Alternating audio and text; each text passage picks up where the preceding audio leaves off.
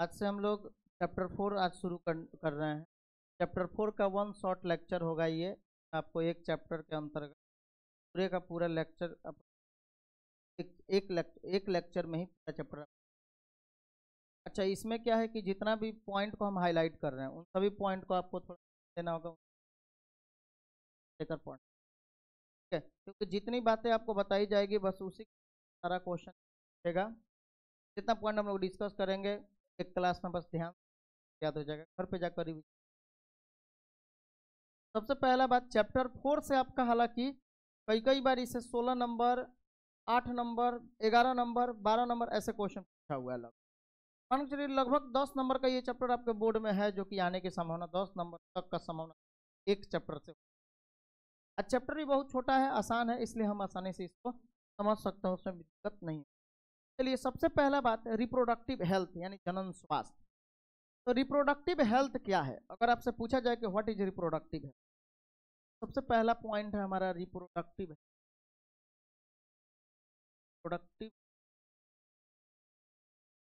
Health क्या है। Reproductive health को हम लोग हिंदी में बोलते हैं जनन स्वास्थ्य। जनन स्वास्थ्य, जनन स्वास्थ्य क्या है? तो जनन स्वास्थ्य का मतलब होता है कि अगर कोई भी जीव अपने संतान को स्वस्थ संतान को उत्पन्न करते हो या अपने स्वस्थ संतान को उत्पन्न करने में सक्षम हो, जनन स्वास्थ्य का एकदम नॉर्मल डिफिनेशन। लेकिन अकॉर्डिंग टू WHO यानी वर्ल्ड हेल्थ ऑर्गेनाइजेशन के अनुसार, यानी विश्व स्वास्थ्य संगठन के अनुसार, जनन स्वास्थ्य का मतलब सिर्फ यही नहीं होता है कि एक स्वस्थ तरीके से और स्वस्थ बच्चे को जन्म देना, यानी एक स्वस्थ बच्चे को जन्म देना ही जनन स्वास्थ्य नहीं है। जनन स्वास्थ्य का मतलब होता है यानी कि जनन के सभी पहलुओं के अनुसार, अगर कोई भी जीव, अगर मनुष्य के द्वारा जनन के सभी पहलू के अनुसार, जैसे शारीरिक रूप से, मानसिक रूप से, ये आपका बिहेवियरल भावनात्मक रूप से और सोशल यानी सामाजिक रूप से अगर स्वस्थ बच्चा है, इसका मतलब ये कहा रिप्रोडक्टिव हेल्थ का मतलब यही होता है। मान लीजिए कि ये all aspects of reproduction, aspects of यानी जनन के सभी पहलुओं के अनुसार अगर वेल है, well being in all aspects of reproduction, well all aspects of का मतलब हुआ जनन के सभी पहलुओं के अनुसार। जनन स्वास्थ्य का मतलब होता है, जनन स्वास्थ्य का मतलब जनन के सभी पहलुओं जैसे शारीरिक, मानसिक, सोशल, बिहेवियरल यानी व्यवहारात्मक रूप से ठीक होना होता है। बात समझ में आया?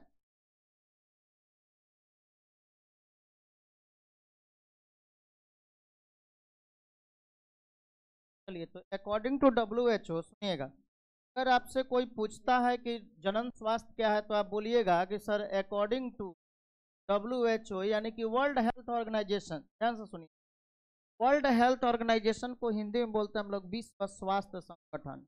तो सर विश्व स्वास्थ्य संगठन के अनुसार, विश्व स्वास्थ्य संगठन के अनुसार जनन स्वास्थ्य का मतलब जनन के सभी पहलुओं का ठीक, ऐसे बोल सकते हैं। जनन स्वास्थ्य अगर पूछा जाए क्या है तो आप क्या बोलिएगा? सर WHO के अनुसार यानी वर्ल्ड हेल्थ ऑर्गेनाइजेशन के अनुसार जनन स्वास्थ्य का मतलब जनन के सभी पहलुओं के अनुसार ठीक होता है। तो आप बोलिएगा जनन के सभी पहलू में कौन कौन आता है? तो सर एस्पेक्ट्स ऑफ रिप्रोडक्शन का मतलब हुआ जनन के पहलू। अब ये जनन के पहलू कौन कौन?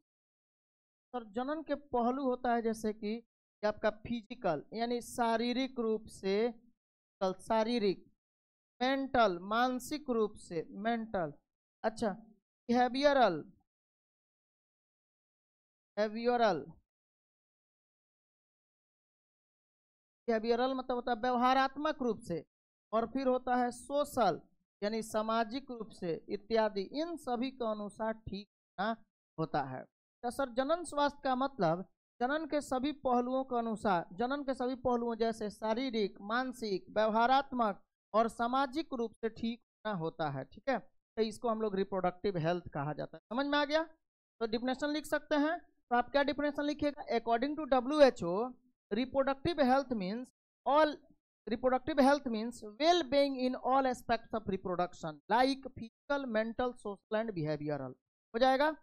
यानी कि WHO के अनुसार जनन स्वास्थ्य का मतलब जनन के सभी पहलुओं जैसे शारीरिक, मानसिक, व्यवहारात्मक और सामाजिक रूप से ठीक होना होता है। चलिए ये इसका जो है आप यहाँ से भाषा को हम यहाँ से अपने ले लेते हैं। WHO के अनुसार यानी world health organization reproductive health का मतलब well being in all aspects of reproduction, यानी जनन के सभी पहलुओं का। जैसे जनन के सभी पहलू कौन कौन sir? Physical, mental and social well being. ठीक है, सोशल यानी कि well being in all aspects of reproduction. Well being मतलब ठीक। ठीक है, हिंदी में हो गया। अब आइए अब नेक्स्ट टॉपिक पे हम लोग आते हैं सर, फैमिली प्लानिंग क्या है। ये क्वेश्चन ऑब्जेक्टिव में भी पूछा गया है, फैमिली प्लानिंग क्या है। तो देखिए अब आते हैं यहाँ पे फैमिली प्लानिंग। अगर बात है फैमिली प्लानिंग का, फैमिली प्लानिंग को हिंदी में हम लोग बोलते हैं क्या? परिवार नियोजन। परिवार नियोजन। अच्छा, परिवार नियोजन का मतलब क्या होता है? परिवार नियोजन का मतलब होता है जैसे परिवार में बच्चों के संख्या को क्या करना? नियंत्रित करना, सीमित बच्चों की संख्या हो। यानी कि देखिए अब फैमिली प्लानिंग को सबसे पहले किसके द्वारा शुरू किया गया था? सन 1951 ईस्वी में इंडिया के द्वारा यानी कि भारत के द्वारा सबसे पहले फैमिली प्लानिंग को यानी कि परिवार नियोजन को प्रारंभ किया गया था। तो फैमिली प्लानिंग की शुरुआत किसके द्वारा हुआ था? कौन से देश के द्वारा? तो भारत देश के द्वारा सन 1951 ईस्वी में फैमिली प्लानिंग को शुरू किया गया था। ठीक है, परिवार नियोजन की शुरुआत 1951 ईस्वी में इंडिया के द्वारा हुआ था। अब पूछा जाए कि व्हाई फैमिली प्लानिंग, परिवार नियोजन की आवश्यकता क्यों? क्वेश्चन में आपसे पूछा जाएगा परिवार नियोजन क्या है, परिवार नियोजन क्या है और इसे किस द्वारा शुरू किया गया था। तो परिवार नियोजन यानी कि परिवार में बच्चों की संख्या को नियंत्रित करना। जैसे हम दो हमारे दो, इसके लिए जो स्लोगन लगा चालू किया गया था, जो नारा लगाया गया था, वो नारा था हम दो हमारे दो। अच्छा, तो इसमें अब परिवार नियोजन भारत देश के द्वारा सबसे पहले भारत देश के द्वारा इसमें किया गया था। इसका एम क्या था, गोल क्या था? तो देखिए अब इसके गोल को एक बार हम लोग समझ आखिर क्यों शुरू किया गया। Why family planning is for organism, यानी जीवों के लिए परिवार नियोजन क्यों आवश्यक। अब देखिएगा सबसे पहले टू अवॉइड अनवांटेड प्रेगनेंसी, यानी सबसे पहला नंबर में अवांछित गर्भधारण से बचने के लिए। अवांछित गर्भधारण से बचने का मतलब होता है कि जिस गर्भ को आप जिस बच्चे को जन्म नहीं देना चाहते हैं उस बच्चे को रोका जाए। जब 2 बच्चा हो गया तो उसके बाद तीसरे बच्चे की नहीं है। यानी इसका स्लोगन जो था हम दो हमारे दे, वी टू आवर टू। उसके बाद टेक इंटरवल दूसरा है to bring about wanted birth, यानी कि सिर्फ वांछित बच्चे के जन्म के लिए। परिवार नियोजन ये कहता है कि अवांछित गर्भधारण से बचाव किया जाए। अच्छा, दूसरा पॉइंट ये बोलता है to bring about wanted birth, यानी कि वांछित बच्चे को ही सिर्फ जन्म दिया जाए, बच्चे को हम नहीं चाहते हैं उसे जन्म नहीं दें। उसके बाद take interval between first and next child, क्या मतलब पहला और आखिरी बच्चा, पहला और आखिरी बच्चे के बीच, पहला और आखिरी बच्चा इसलिए क्योंकि एक के बाद अब जो दूसरा हो अब उसको दूसरा नहीं मानिए, उसको आखिरी मानिए। तो पहला और आखिरी बच्चे के बीच का एक समय गैप होना चाहिए जो कम से कम कितने सालों का होना चाहिए? अप्रोक्स 3 इयर्स का कम से कम गैप होना चाहिए, यानी पहला और अंतिम बच्चों के बीच समय अंतराल का होना जरूरी। और चौथा number point two determine the number of children in family, यानी परिवार में बच्चों के निर्धारित होने। यहाँ 4 पॉइंट आप लोगों को क्या बताया गया? सबसे पहले अगर पूछा जाए अगर पूछा जाए परिवार नियोजन क्यों आवश्यक है तो आप क्या बोलिएगा? सर अवांछित गर्भधारण से बचने के लिए, यानी कि टू ब्रिंग यानी कि टू अवॉइड अनवांटेड प्रेगनेंसी। दूसरे नंबर में बोलेंगे to bring about wanted pregnancy, यानी वांछित गर्भधारण के लिए। तीसरे नंबर में हो जाएगा take interval between first and next child, यानी पहले और आखिरी बच्चे के जन्म के बीच अंतराल के लिए। और फिर चौथा नंबर में हो जाएगा to determine the number of children in family, यानी परिवार में बच्चों की संख्या को निर्धारित करने के लिए। निर्धारित करने का मतलब हुआ गिनती का संख्या रखने। परिवार में बच्चों की संख्या क्या होनी चाहिए? गिनती की संख्या होनी चाहिए कि मान लीजिए कि जिस बच्चे को आसानी से गिना जा सकता, मतलब कि हम 2 और बच्चा भी 2, इस तरह की होनी चाहिए। ठीक है, अच्छा अब आइए, अब आते हैं हम लोग अब 1977 ईस्वी में जो ये फैमिली प्लानिंग 1951 ईस्वी में शुरू किया गया था, सुनिए, ये जो 1951 ईस्वी में फैमिली प्लानिंग को शुरू किया गया था, इस फैमिली प्लानिंग को अब चेंज कर दिया गया। चेंज इनटू किस में चेंज किया गया सर? आरसीएच में बदल दिया गया। कब? 1977 में, 1977 में। अब देखिएगा अब क्या किया गया सर, 1977 ईस्वी में फैमिली प्लानिंग को जिसको 1951 में शुरू किया गया था, अब आरसीएच में इसको चेंज कर दिया गया। ऐसा क्यों किया गया? To improve the quality of people, improve the quality of people, यानी कि व्यक्तियों के गुणवत्ता को बढ़ाने के लिए, बनाने के लिए, बढ़ाए रखने के लिए, यानी कि जीवों के या पीपल यानी मनुष्य के गुणवत्ता को बनाए रखने के लिए, गुणवत्ता को बढ़ाने के लिए। इम्प्रूव मतलब होता है बढ़ाना, यानी कि to improve the quality of the human कर दी मनुष्य। तो मनुष्य के गुणवत्ता को बढ़ाने के लिए, मनुष्य के गुणवत्ता को बढ़ाने के लिए परिवार नियोजन को सन 1977 ईस्वी में आरसीएच में कन्वर्ट कर दिया। आरसीएच का मतलब होता है reproduction and child health care, reproduction and child health care, reproduction and child health care. ये सब फुल फॉर्म में याद रखिएगा, कहीं हो सकता है ऑब्जेक्टिव में या फुल फॉर्म में लिखने। परिवार नियोजन को सबसे पहले भारत देश के द्वारा सन 1951 ईस्वी में शुरू किया गया। इसका मुख्य उद्देश्य क्या क्या था, क्यों शुरू किया गया था? तो सर बच्चों की संख्या को निर्धारित करने के लिए, पहले और आखिरी बच्चों के जन्म के बीच अंतराल के लिए, अच्छा, वांछित गर्भधारण के जन्म देने के लिए और अवांछित गर्भधारण से बचने के लिए। याद हो गया? अच्छा, अब आइए, ये जो फैमिली प्लानिंग जो था, इससे कुछ समस्याएं उत्पन्न हो रही। जैसे परिवार नियोजन अगर मान लीजिए आप किए, 2 बच्चे अगर उत्पन्न हुए, 2 बच्चे में से अगर दोनों बच्चे डेथ हो गए, बीमार हो गया, बीमार के कारण उनकी मृत्यु हो जाती है, तो फिर तो ये गलत साबित ना हो गया। तो वैसे में इसके सुधार के लिए फैमिली प्लानिंग को हटाकर उसके जगह पर पहले चेंज कर दिया गया। 1977 ईस्वी में आरसीएच लागू किया और बोला गया कि पहले जरूरी है reproduction and child health care, बच्चे के जन्म यानी कि जनन और स्वास्थ्य देखभाल, सबकी जनन और बाल स्वास्थ्य देखभाल। समझ में आया? यानी बच्चे के जन्म के बाद बाल मतलब बच्चा, बाल यानी कि बच्चे का देखरेख, ये जरूरी है। यानी बच्चा में कोई भी बीमारी ना हो, पहले ये देखना जरूरी है। बच्चा का अगर जन्म हुआ, ठीक है, आप प्लानिंग बाद में करिएगा। एक बच्चा हो गया तो पहले उस बच्चा के स्वास्थ्य के बारे में भी सोचना जरूरी है। और नहीं तो पता चला दूसरा बच्चा हुआ, उसी समय में आप साथ साथ ऑपरेशन भी करा दिए, आज 10 दिन के बाद बच्चा को कोई बीमारी हुआ, डेथ कर, तो फिर मान लीजिए खत्म, सिस्टम है खत्म। समझिए कि अब कभी भी ये बेचारा संतान को उत्पन्न भी नहीं कर सकता। और उसके बाद जो हमेशा के लिए मतलब वो औरत जो है अपने जो माँ है उस बच्चे का, अब तो अब बच्चे को जन्म नहीं कर सकती है। अब उसका अब समझिए कि पावर 2 के चक्कर में, हमारे 2 के चक्कर में और उसका खत्म हो गया। तो इस चीज को बचाने के लिए ये आरसीएच लागू किया। तो आरसीएच इसलिए लागू किया गया, मान लीजिए ठीक है कोई बात नहीं, एक बच्चा मर गया, फिर हम बच्चे को जन्म दे देंगे, वो भी मर गया, फिर तीसरे बच्चे को जन्म दे देंगे। तो इस तरह से अगर मान लीजिए फैमिली प्लानिंग करते करते पता चले कि 10 गो बच्चा हुआ, लास्ट में 2 गो बच्चा, तो फैमिली प्लानिंग थोड़ी हुआ, उसका बैड इफेक्ट माता पे भी पड़ेगा। तो इस तरह से के क्वालिटी को, गुणवत्ता को बढ़ाने के लिए ये आरसीएच लागू किया गया था 19, ठीक है। यानी रिप्रोडक्शन, याद हो जाएगा ना, यानी कि जनन और बाल स्वास्थ्य देखरेख हो जाएगा। जनन और बाल स्वास्थ्य केयर मतलब देखरेख या देखभाल जाएगा। अब उसके बाद जो है, अब हम लोग आते हैं नेक्स्ट अपना पॉइंट जो है कंट्रासेप्टिव मेथड। कंट्रासेप्टिव मेथड पर देखिए, कंट्रासेप्टिव मेथड का मतलब होता है गर्भ निरोधक विधि। क्या बोलेंगे इसको? गर्भ निरोधक। अब सुनिएगा जरा, बात नहीं करिए, जरा सुनिए क्या बोला गया। कंट्रासेप्टिव मेथड क्या? अभी हम लोग 3 पॉइंट के बारे में बात किए, याद हो गया। जनन स्वास्थ्य यानी रिप्रोडक्टिव हेल्थ पहले, दूसरे नंबर में फैमिली प्लानिंग और तीसरे नंबर में आरसीएच, ये सब याद हो गया। अब आइए, अब हम लोग आते हैं sir contraceptive method. Contraceptive method को हिंदी में कहते हैं गर्भ निरोधक विधि।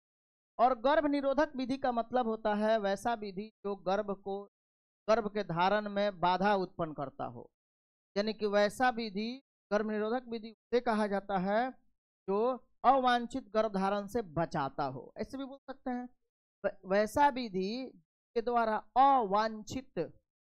अवांछनीय अनडिजायर्ड या अनडिजायरेबल प्रेगनेंसी से बचाता हो, यानी गर्भधारण से हम लोग बोलते हैं क्या, कंट्रासेप्टिव मेथड। अब सुनिएगा गर्भ निरोधक विधि में कौन कौन सा विधि है। तो देखिए गर्भ निरोधक विधि का सिर्फ इतना ही काम होता है to prevent unwanted pregnancy, to prevent unwanted,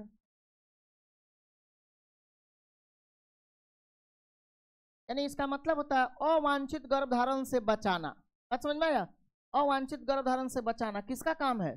contraceptive method का, गर्भ निरोधक विधि का काम है। अच्छा, इसमें अब हम लोग कुछ विधि जानेंगे। विधि का नाम सुनिए, याद हो गया गर्भ निरोधक विधि क्या है और इनके अलग अलग नामों को लिखें, ऐसे पूछा जाता है क्वेश्चन। तो गर्भ निरोधक विधि क्या है? तो वैसा विधि जो अवांछित गर्भधारण से बचाते हो उसे गर्भ निरोधक विधि कहा जाता है, यानी the method which prevent the unwanted pregnancy. चलिए अब हम लोग इसमें कुछ मेथड पढ़ेंगे। पहला नंबर में सबसे पहले नेचुरल मेथड को हिंदी में हम लोग क्या बोलते हैं सर? प्राकृतिक। नाम से लग रहा है प्राकृतिक विधि, यानी कि इसमें किसी भी तरह के मेडिसिन का उपयोग नहीं करना है, किसी भी तरह के डिवाइस यानी कि यंत्र का उपयोग नहीं करना है, ठीक है। अच्छा, इसके अंतर्गत तीन होता है। एक होता है विड्रॉल मेथड,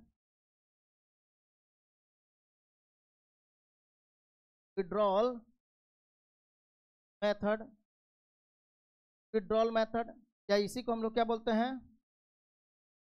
या इसी को बोलते हैं क्वाइटस इंटरप्टस। विड्रॉल मेथड मतलब होता है बाह्य स्खलन,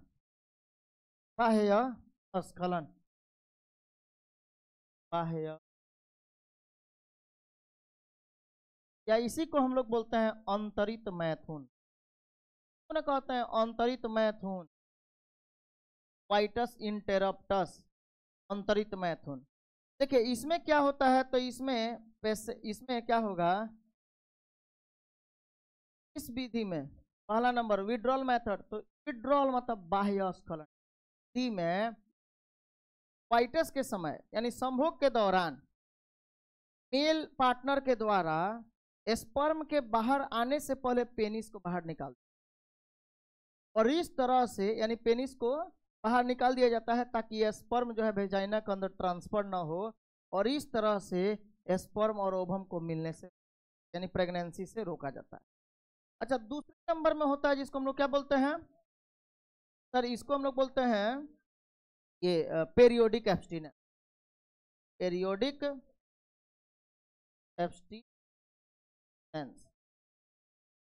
पेरियोडिक एब्स्टिनेंस का मतलब सुनिएगा आवधिक संयम को बोलते हैं आवधिक। अब ऑब्जेक्टिव में ये बात आता है इनमें से कौन प्राकृतिक विधि का नेचुरल कंट्रासेप्टिव मेथड नहीं है। तो अब आपको तीनों नाम याद रहेगा तब ना पता चलेगा कि कौन नाम हुआ नहीं है। ऑब्जेक्टिव में पूछा हुआ, इस साल भी आपके सेंटअप के पेपर में पूछा, अब बिहार बोर्ड जो दिया है उसमें भी देखिएगा क्वेश्चन, ठीक है। तो दूसरा है आवधिक संयम। आवधिक संयम का मतलब होता है ऋतुस्राव चक्र के यानी मेंस्ट्रुअल साइकिल के 10 से लेकर 17 दिन तक संभोग से बचना यानी क्वाइटस से बचना। क्या होता है सर ये पेरियोडिक एब्स्टिनेंस का मतलब होता है, देखिए पेरियोडिक एब्स्टिनेंस यानी आवधिक संयम का मतलब होता है इन दौरान ऋतुस्राव चक्र के 10 से 17 दिनों तक किसी भी तरह के संभोग से बचना चाहिए, तो फिर स्पर्म और ओवम यानी प्रेगनेंसी से बचाव कर सकते हैं, स्पर्म और ओवम को मिलने से बचा सकते हैं, ठीक है। क्योंकि 10 से लेकर 17 दिन का जो समय होता है ना वो हाईली फर्टाइल पीरियड होता है, और हाईली फर्टाइल पीरियड अगर होगा यानी कि इसका मतलब ये हुआ कि उन दिनों निषेचन का संभावना सबसे अधिक होता है। तो इसलिए उस दौरान अगर किसी भी प्रकार से क्वाइटस से बच गया तो फिर प्रेगनेंसी। ठीक है। अच्छा, अब तीसरा नंबर पॉइंट, पहला नंबर विड्रॉल मेथड, दूसरा नंबर जो है ये पीरियोडिक एब्स्टिनेंस, और तीसरा नंबर में क्या है, लैक्टेशनल एमनीरोहिया।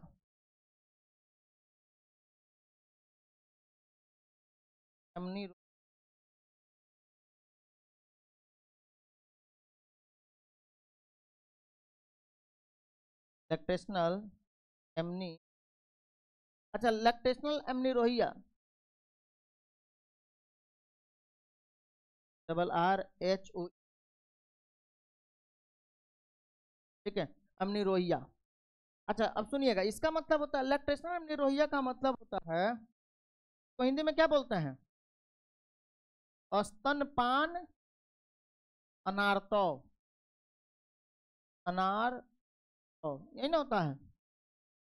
अच्छा, स्तनपान अनार्तव, सुनिएगा, इसका मतलब होता है कि सर इन लैक्टेशनल एमनीरोहिया, ये समय आता है, लैक्टेशन शब्द इससे जुड़ा हुआ। लैक्टेशन का मतलब होता है दुग्ध स्राव, लैक्टेशन मतलब दुग्ध स्राव होता है, यानी सर बच्चे के जन्म के बाद माता में मिल्क का बनना शुरू हो जाता है, और इन दिनों जब तक माता अपने बच्चे को दूध पिलाती है तब तक उस माता में मेंस्ट्रुअल साइकिल नहीं आता है, यानी ऋतुस्राव चक्र नहीं होता है। और अगर ऋतुस्राव चक्र जब तक नहीं होगा तब तक अंडाणु ओभम नहीं बनेगा, और ओभम नहीं बनेगा तो फिर फर्टिलाइजेशन होने का संभावना ही नहीं। तो इसीलिए यह 6 महीना तक इफेक्टिव होता है। याद रखिएगा, पूछा जाता है कि ये लैक्टेशनल एमनीरोहिया कब तक प्रभावशाली होता है, तो 6 मंथ तक इफेक्टिव होता है। इफेक्टिव मतलब सर प्रभावशाली, प्रभावशाली यानी 6 महीने तक ये प्रभावशाली होता है। याद रखेंगे सर, हम लोग देखें सबसे पहले नेचुरल मेथड। नेचुरल मेथड को हम लोग बोलते हैं हिंदी में प्राकृतिक विधि। प्राकृतिक विधि में जैसे सर 3 आता है, 3 विधियां हैं। पहला नंबर विड्रॉल मेथड यानी बाह्य स्खलन विधि, दूसरे नंबर में पेरियोडिक एब्स्टिनेंस यानी आवधिक संयम, तीसरे नंबर में लैक्टेशनल एमनीरोहिया यानी कि स्तनपान अनार्तव। इसका मतलब अब देखिए विड्रॉल मेथड में क्या होता है, तो सर ये इंसिमिनेशन से पहले यानी वीर्य सेचन से पहले पेनिस को बाहर निकाल लेना। अच्छा, उसके बाद आवधिक, अब सुनिएगा, आवधिक संयम में क्या होता है, तो सर ऋतुस्राव चक्र के 10 से 17वें दिन तक संभोग से बचना। और तीसरे नंबर में लैक्टेशनल एमनीरोहिया है, ये इसका मतलब क्या होता है, तो सर यह अवधि 6 महीने तक प्रभावशाली होता है, लेकिन तभी जब माता अपने बच्चे को दूध पिला रही हो, नहीं तो दूसरे महीना से फिर मेंस्ट्रुअल साइकिल आना शुरू हो जाएगा अगर माता अपने बच्चे को दूध नहीं पिला रही होगी। इसलिए यह तभी प्रभावशाली है 6 महीने तक जब कोई भी माता अपने बच्चे को 6 महीने तक मिल्क फीड कराए। अगर 6 महीने तक मिल्क फीड करा रही है तो उसमें मेंस्ट्रुअल साइकिल नहीं आएगा, और उन दिनों किसी भी प्रकार का क्वाइटस होता है तो ये प्रेगनेंसी का कोई भी संभावना नहीं हो सकता। चलिए, तो कुछ यहाँ नेचुरल विधि में मान लीजिए जब कोई मेडिसिन का उपयोग है ही नहीं, या फिर हम लोग किसी भी प्रकार के कोई डिवाइस का उपयोग नहीं कर रहे हैं, तो इसका साइड इफेक्ट भी बिल्कुल नील होता है, शून्य होता है। ठीक है। अच्छा, लेकिन ये असफल होने की भी संभावना इसमें ज्यादा होती। चलिए अब सुनिएगा, तो ये पहला नंबर पॉइंट हो गया। दूसरे नंबर में होता है sir barrier method, barrier method. और बैरियर मेथड का मतलब होता है अवरोधक विधि। बैरियर मेथड मतलब अवरोधक विधि। अच्छा, अवरोधक विधि क्या है सर, तो देखिए अवरोधक विधि का मतलब होता है, नाम से लग रहा है अवरोध करने वाला। तो यहां क्या करना है, स्पर्म और ओवम समझिए कि दोनों अलग अलग रह जाएंगे, कोई किसी से मिल नहीं सकता, इनका मीटिंग नहीं हो, यानी कि यह विधि इस सिद्धांत पर कार्य करती है कि शुक्राणु और अंडाणु के भौतिक मिलाप नहीं। बस समझ में आया, यानी कि यह विधि शुक्राणु तथा अंडाणु के भौतिक रूप से न मिलने के सिद्धांत पर कार्य करती है। तब इसमें भौतिक रूप से फिजिकली स्पर्म और ओवम का आपस में कभी भी मिलने नहीं देना है। अगर मिल जाएंगे तब तो कोई फायदा ही नहीं होगा, फिर फर्टिलाइजेशन हो जाएगा। जैसे बैरियर मेथड में होता है, जैसे सबसे पहला इसमें आता है कॉन्डोम, इधर दूसरे तरफ में आता है diaphragm, diaphragm, halt and cervical cap.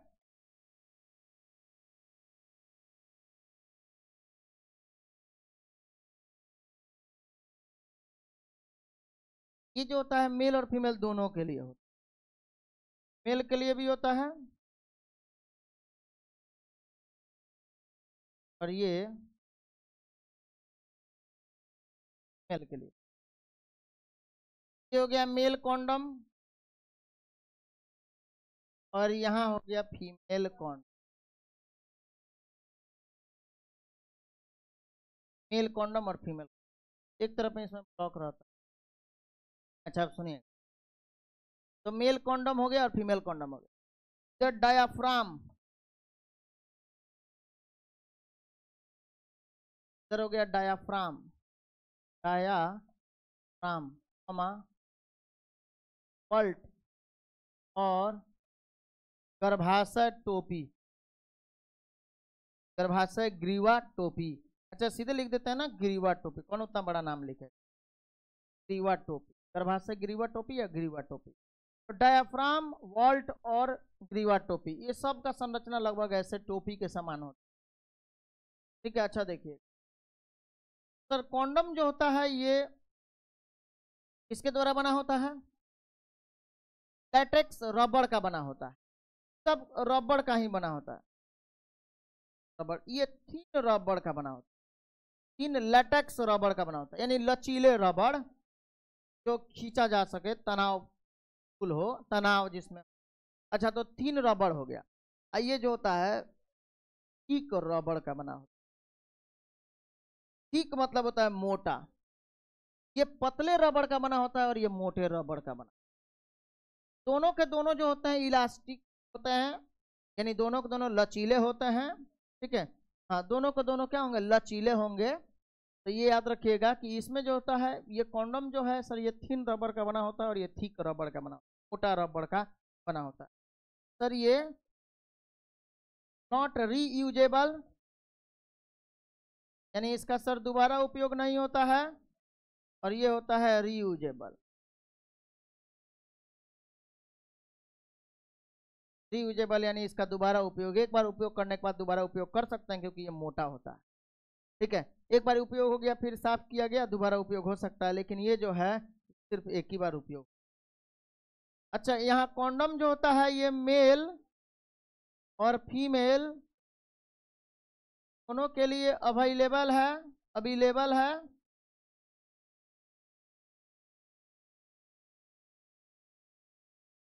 ये दोनों के लिए अवेलेबल है, और ये जो है ओनली फॉर, ये केवल मादा के लिए होता है, ये केवल मादा के लिए होता है, ये मेल और फीमेल दोनों के लिए होता है। अब इसमें मेल के लिए जो होगा सुनिएगा, इसमें मेल के लिए जो होगा, मेल इससे कवर करते हैं किसको? पेनिस को। और फीमेल के लिए जो होगा, फीमेल इससे कवर करेगी किसको? सर्विक्स या वेजाइना, याद रखेंगे। अब जरा ध्यान से सुनिएगा क्या बोला गया सर, ये मेल कॉन्डम, कॉन्डम जो होता है दोनों के लिए अवेलेबल होता है, मेल और फीमेल दोनों के लिए। ये दोबारा इसका उपयोग नहीं होता है, ये पतले से रबड़ का बना होता है। ठीक है, मेल कॉन्डम जो होता है सर ये कवर करता है पेनिस को, सीसन को ढकने का काम करता है। और फीमेल कॉन्डोम जो होता है ये सर कवर करता है सर्विक्स यानी गर्भाशय ग्रीवा या योनि को, याद है ना, गर्भाशय ग्रीवा या फिर योनि को ये कवर करने का काम करता है फीमेल कॉन्डोम। अच्छा यहाँ जो होता है ओनली फॉर फीमेल, ये केवल मादा के लिए होता है। तो फिर मादा के लिए होगा तो ये भी मादा का उपयोग जो होगा ये किस कहाँ होगा सर, इसको फिट करते हैं हम लोग कहाँ? तो यही सर्विक्स या सर वेजाइना में, सर्विक्स या वेजाइना में ही इसका उपयोग होगा जो सिर्फ फीमेल के द्वारा। अच्छा इसका ये रीयूजेबल, मतलब सॉरी हम इसमें बोल रहे थे कि सेल्फ इंसर्टेड होता है, ये दोनों के दोनों सेल्फ इंसर्टेड खुद से उपयोग कर सकते। इसमें किसी डॉक्टर या एक्सपर्ट नर्स की जरूरत नहीं हो। ठीक है, तो ये आपका कहानी हो गया। अच्छा, इसका सबसे मुख्य कार्य क्या है, सुनिएगा सर। इसका सबसे मुख्य कार्य है बैरियर मेथड का, या फिर आप कॉन्डम का ही बोल सकते हैं। सबसे मुख्य कार्य होता है, ये एक और काम से बचाता है। पहला तो इसका कार्य जो है प्रिवेंट फ्रॉम अनवांटेड प्रेगनेंसी, यानी अवांछित गर्भधारण से बचाना। और दूसरा काम होता है, सबसे मुख्य कार्य एसटीडी से भी ये प्रिवेंट कर बचाता है। एसटीडी से यानी सेक्सुअल ट्रांसमिटेड डिजीज, यौन संचारित रोग से भी बचाता है, जैसे गोनोरिया, सिफिलिस, ठीक है, एड्स, हेपेटाइटिस बी, क्लेमाइडियसिस, ट्राइकोमोनियसिस, ठीक है, जेनाइटल हर्पीस, इन सभी से भी बचाने का काम करता है। तो ये सबसे पहला इसका ये मुख्य कार्य हो गया। और दूसरा जो होता है अनवांटेड प्रेगनेंसी, अनवांटेड प्रेगनेंसी यानी अवांछित गर्भधारण से भी बचाता है। तो याद हो जाएगा क्या क्या याद हुआ कॉन्डम के बारे में। सर कॉन्डम जो होता है ये पतले से लेटेक्स रबड़ का बना होता है, यानी लचीले रबड़ का बना होता है। अच्छा, उसके बाद सर इसका दोबारा उपयोग नहीं हो सकता है। उसके बाद जो है यह मेल और फीमेल दोनों के लिए अवेलेबल है, और यह मार्केट में कहीं भी उपलब्ध हो जाता है। दूसरी बात सर, इसको नर के द्वारा पेनिस को ढकने के लिए उपयोग किया जाता है, और इसे मादा के द्वारा सर्विक्स यानी गर्भाशय, ग्रीवा या योनि को ढकने के लिए इसका उपयोग होता है। ठीक है। अच्छा सर, इसका मुख्य कार्य जो है ये अवांछित गर्भधारण को रोकना तथा एसटीडी से भी बचाता है। अच्छा, इसमें जो होता है पॉपुलर ब्रांड है, पॉपुलर ब्रांड, हालांकि अभी कुछ और है, लेकिन एनसीईआरटी बहुत पहले से जो लिखा हुआ है तो याद रखेंगे। पॉपुलर ब्रांड जो होता है for male condom, popular brand for किसके लिए, मेल कॉन्डम के लिए। यानी मेल कॉन्डम का पॉपुलर ब्रांड कौन होता है, निरोध होता है, याद रखिए, निरोध। भाई समझ में आया। तो निरोध जो होता है ये नर का सबसे पॉपुलर यानी लोकप्रिय ब्रांड है कॉन्डम का। ठीक है, जिसको ज्यादा लोग पसंद करते थे। तो अब ये पहले था भाई, सरकारी था, फ्री में मिल रहा था, गवर्नमेंट इसको चालू की थी, इसीलिए ये नाम अभी भी तक एनसीईआरटी में है। लेकिन अभी के हिसाब से जो है मैनफोर्स ज़्यादा पॉपुलर ब्रांड है, लेकिन उसको अब एनसीईआरटी अभी तक अपलोड नहीं किया है। तो अभी जो एनसीईआरटी चला रहा है हम लोग को उसी के हिसाब से याद रखना होगा।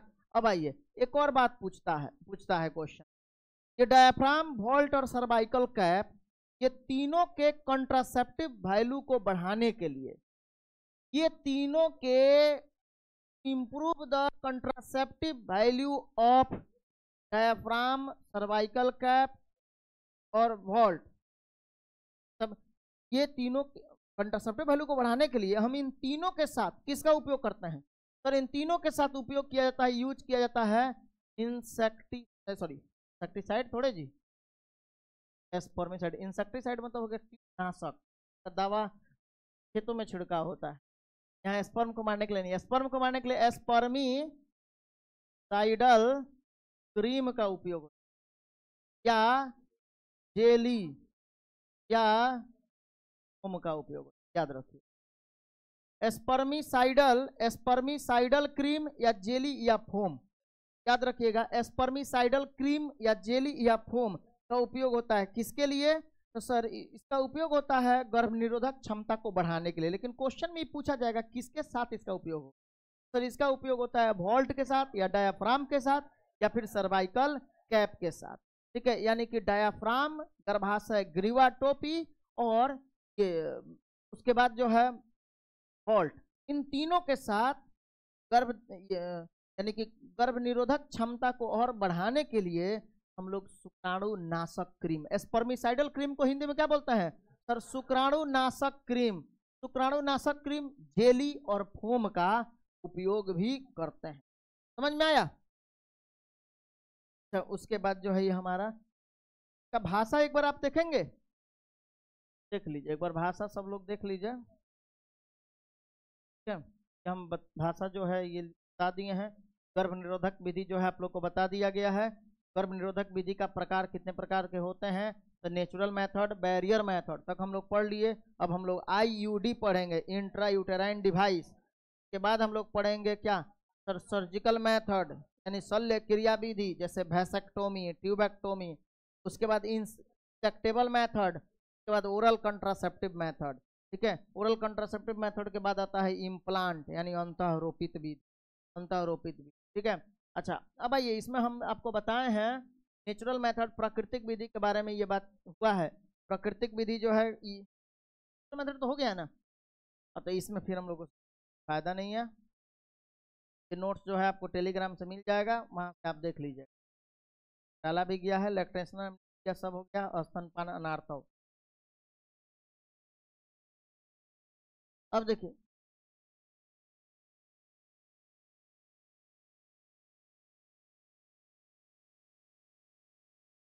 चलिए अब सुनिएगा, अब इधर सुनिएगा। हाँ, अब आते हैं हम लोग बैरियर मेथड हो गया। बैरियर मेथड में कॉन्डम के बारे में सारी बातें आपको बता दिए हैं। ठीक है, अच्छा डायफ्राम, सर्वाइकल कैप और वॉल्ट के बारे में भी हम लोग सारे बातें कर लिए हैं। ठीक है, ये रबड़ का, ये भी रबड़ का बना होता है और इसका उपयोग पेनिस को ढकने के लिए होता है। सॉरी, इसका उपयोग मादा में ना होगा जी, डायफ्राम का तो सर्विक्स को या फिर वेजाइना को ढकने के लिए होता है। अच्छा, उसके बाद जो है इसके साथ हम लोग ये क्या क्या चीज का उपयोग करते हैं ताकि शुक्राणु शुक्राणु को मारने के लिए और कंट्रासेप्टिव विधि थोड़ा बढ़ जाए, कंट्रासेप्टिव वैल्यू इसका बढ़ जाए, आपको बता ही दिए हैं। अब IUD हम लोग को देखना है। अब आइए IUD में अब आते हैं हम, IUD पर चर्चा हो जाए। दूसरा नंबर सर IUD का मतलब होता है इंट्रा यूटेराइन डिवाइसेस, तो बोलते हैं हम लोग इंट्रा यूटेराइन डिवाइसेस। अच्छा, इंट्रा यूटेराइन डिवाइसेस का मतलब होता है अंतः गर्भाशयी, अंतः गर्भाशयी, गर्भाशयी यंत्र। क्या बोलिएगा, अंतः गर्भाशयी यंत्र। अच्छा, ये अंतः गर्भाशयी यंत्र का मतलब क्या हुआ, अब जरा समझिए। सर, अंतः गर्भाशयी यंत्र का मतलब होता है it is not self inserted, ये खुद से उपयोग किए नहीं किया जा सकता, इसका उपयोग खुद से नहीं किया जाता है, या खुद से उपयोग किए जाने वाला गर्भ निरोधक नहीं है। इसका उपयोग एक्सपर्ट नर्स यानी अनुभवी नर्स अथवा डॉक्टर के द्वारा इसका उपयोग हो। ये बात क्लियर है सबका? यानी कि सर इसका उपयोग जो है IUD का उपयोग ये किसके किसके द्वारा किया जाएगा, एक्सपर्ट नर्स के साथ या फिर डॉक्टर के साथ, डॉक्टर के द्वारा ही हो सकता है। अच्छा, इसलिए क्योंकि इसका उपयोग कहाँ होता है, गर्भाशय में होता है। तो इंट्रायूटेराइन डिवाइस का मतलब हुआ वैसा डिवाइस, वैसा यंत्र जिसका उपयोग गर्भाशय के अंदर किया जाता है। जैसे मान लीजिए कि हम लोग यहाँ पे एक गर्भाशय का फिगर बना दें, चलिए बोलिए बना दीजिए, बस बन के तैयार हो गया।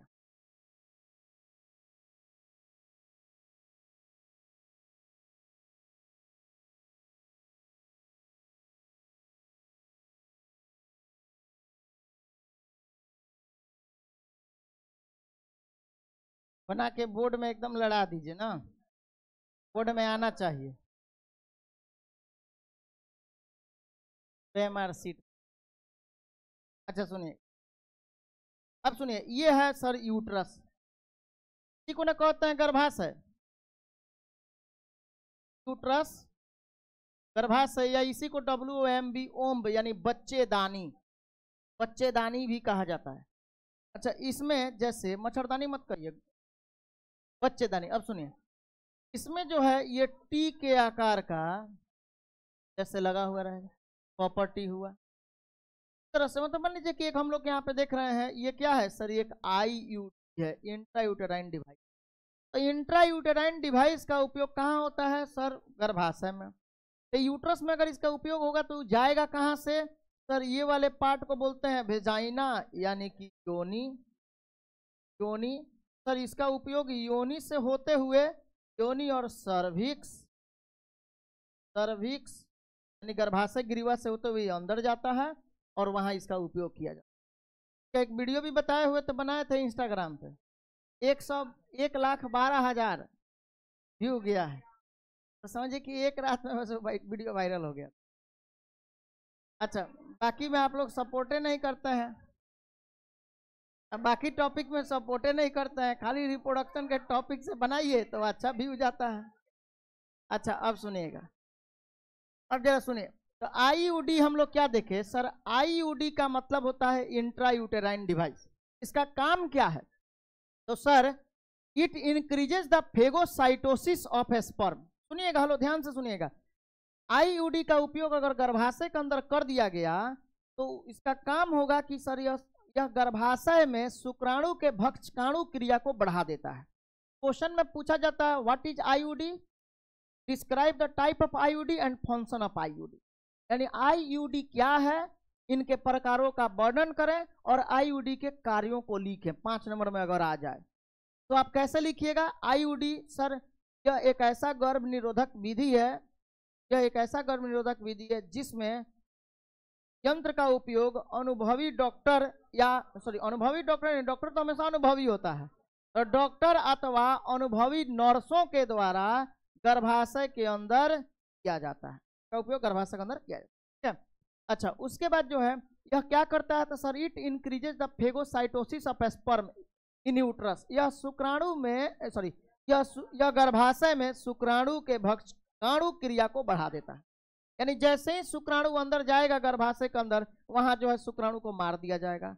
अच्छा, एक और काम ये क्या करता है, it also become cervix hostile.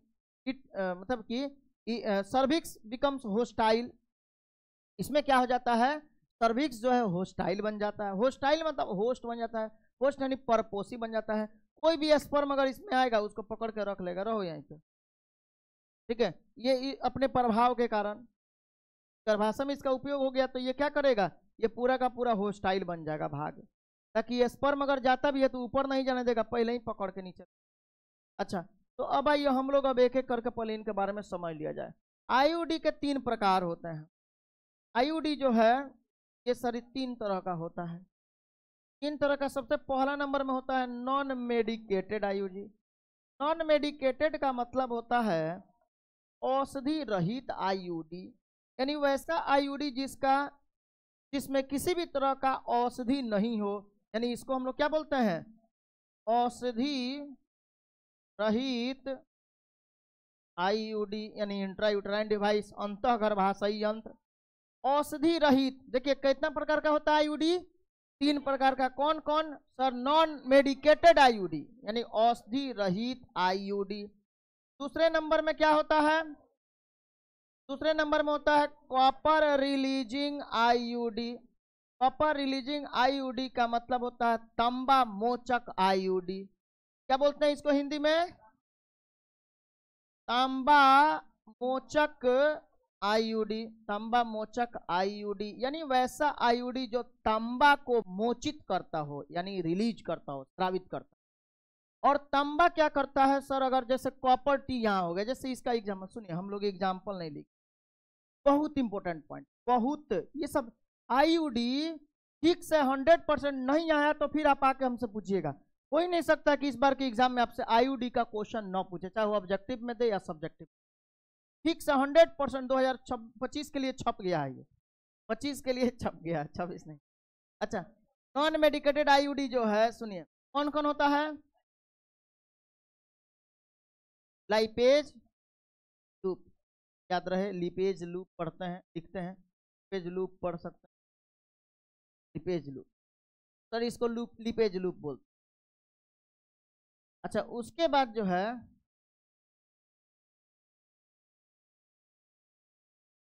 एक मिनट बाजने का,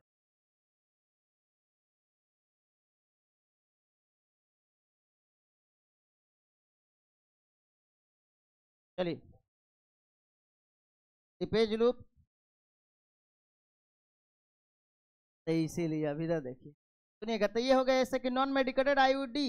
नॉन मेडिकेटेड आईयूडी का मतलब हुआ लाइपेज लूप यानी लिपेज लूप हो गया। अच्छा, तांबा मोचित करने वाला आईयूडी, तो सर तांबा मोचित करने वाला आईयूडी कौन कौन होता है बोलिए? एग्जाम्पल इसमें हो जाएगा सर कॉपर टी, CuT मतलब कॉपर टी। अच्छा, कॉपर 7 और LNG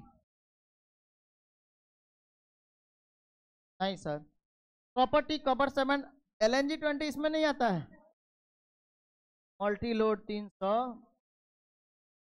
याद रखिएगा, मल्टी लोड 375।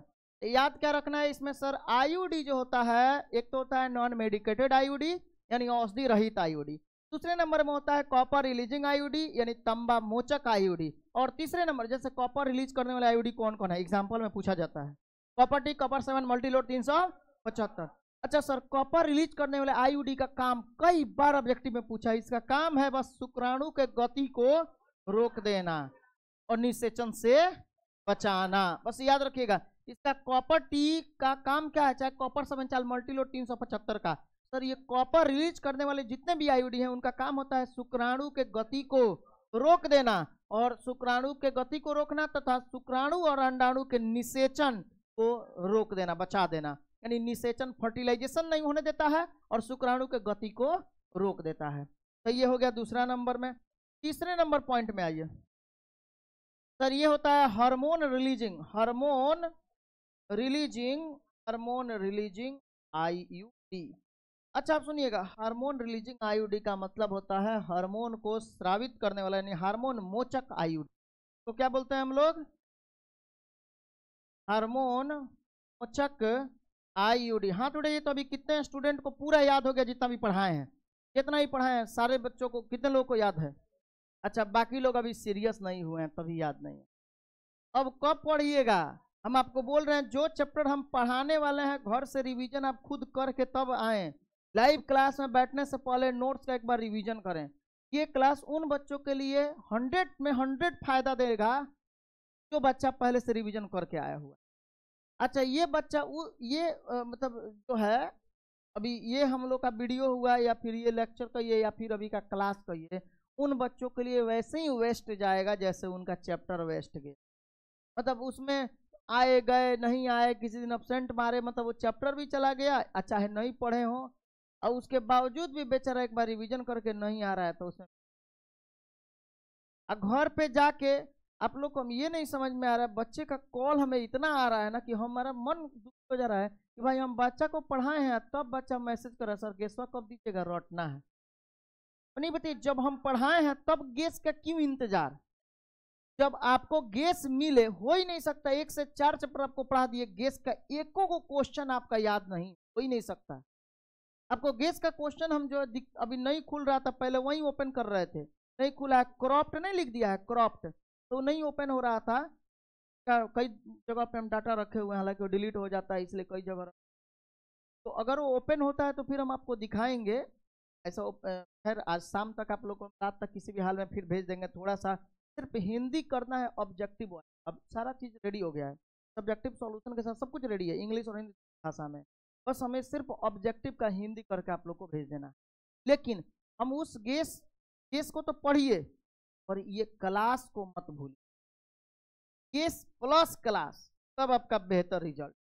हाँ, वो गेस पर अगर आप निर्भर होते हैं तो फिर हमारे जवाबदेही नहीं है कि एक बेहतर रिजल्ट आप ला सकें। कि गेस जो है एक सिर्फ अनुमानित क्वेश्चन होता है, जो मैं अपने अनुमान से इतना दिया हूं कि 70 में 70 पूरा क्वेश्चन उसी से आए। लेकिन फिर भी मैं ये बात आपसे कह रहा हूं कि आपको डेली रिवीजन में आना है और तब वो गेस को याद करना। गेस याद नहीं करना, आप लेके देखना लीजिएगा, खाली उसको रिवीजन करने के लिए सामने रखिएगा, अब बस आप जो पढ़ाया जा रहा है उसको पूरा का पूरा थ्रू आउट वैसे रिवीजन करते, ठीक है। मैंने मान लीजिए कि जिस बच्चा को हम पूरे साल के हिसाब से पढ़ाए, उस बच्चा को क्यों हम कहें तो बाबू अब गेस पढ़ लो, इतना दिन से हम तारा के जौन पढ़े नहीं वो सब बेकार रहे, अब ओकरा के तू अलग रख दो, है गेसवे से लड़ी, ये तो मेरा गलती ना है जी। अगर कर रहे हैं तो फिर गलत बात, क्योंकि सबसे बड़ा चीज है आपका कि आपके पास कंसेप्ट होना जरूरी है, खाली गेस तुक्का मारने से काम चलेगा।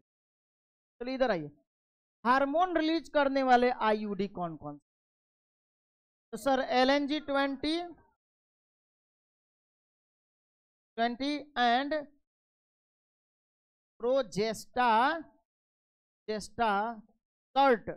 प्रोजेस्टासर्ट, याद रखिएगा। यानी कि सर LNG-20 और प्रोजेस्टासर्ट ये हार्मोन को मोचित करने वाला आईयूडी होता है। अब सुनिएगा, नॉन मेडिकेटेड आईयूडी कौन है, बोलिए सब लोग। औषधि रहित आईयूडी कौन है? Lipase loop. अच्छा, कॉपर रिलीज करने वाला आईयूडी कौन है? Copper T, copper 7, मल्टीलो 375। अच्छा, हार्मोन को मोचित करने वाला आईयूडी कौन कौन है? तो सर LNG-20 और प्रोजेस्टा सर्ट। प्रोजेस्टा सर्ट, इसको हम लोग पढ़ते हैं प्रोजेस्टा सर्ट। ये हो गया प्रोजेस्टा सर्ट, प्रोजेस्टा सर्ट हो गया। ठीक है, चलिए अब सुनिएगा जरा। अब हम लोग इसमें एक बार यहाँ आ जाते हैं। हम ये सारे बातों को आपको बता दी हैं, याद रहे। सर हार्मोन रिलीज करने वाले आईयूडी का काम होता है। अब इसमें आप पहले ये बात को कंफर्म कर लीजिए, सर इसमें कौन क्या करता है। कॉपर रिलीज करने वाले, कॉपर रिलीजिंग जो आईयूडी होता है, यानी कॉपर रिलीज करने वाले जो आईयूडी हैं,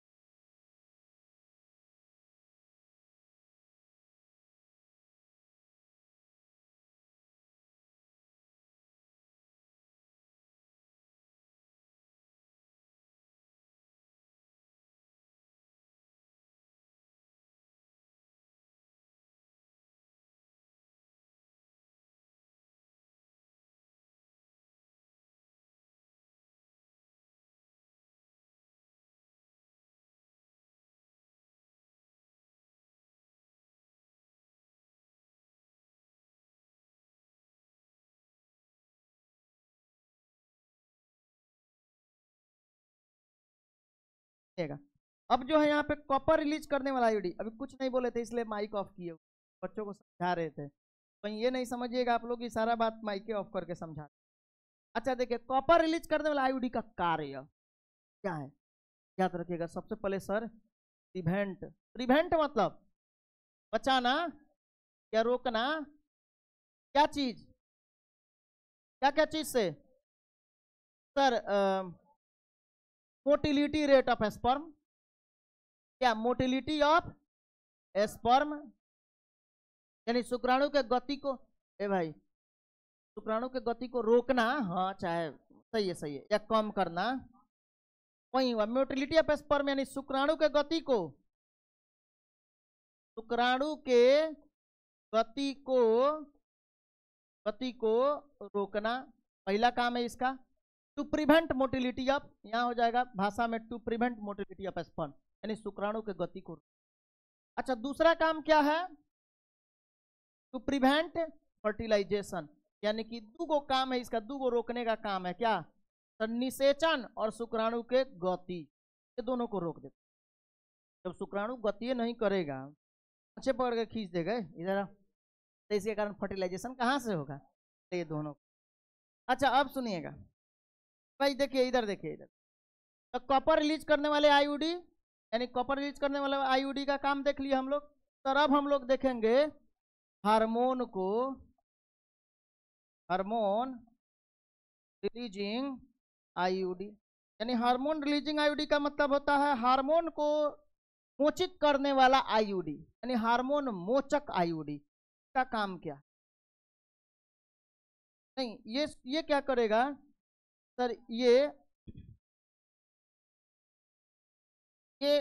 गर्भाशय को क्या बना देता है? इम्प्लांटेशन के लिए अस्थाई बना देता है। अस्थाई बनाने का मतलब क्या हुआ? यानी इम्प्लांटेशन नहीं होने देगा। अनसूटेबल, हम लोग लिखेंगे it becomes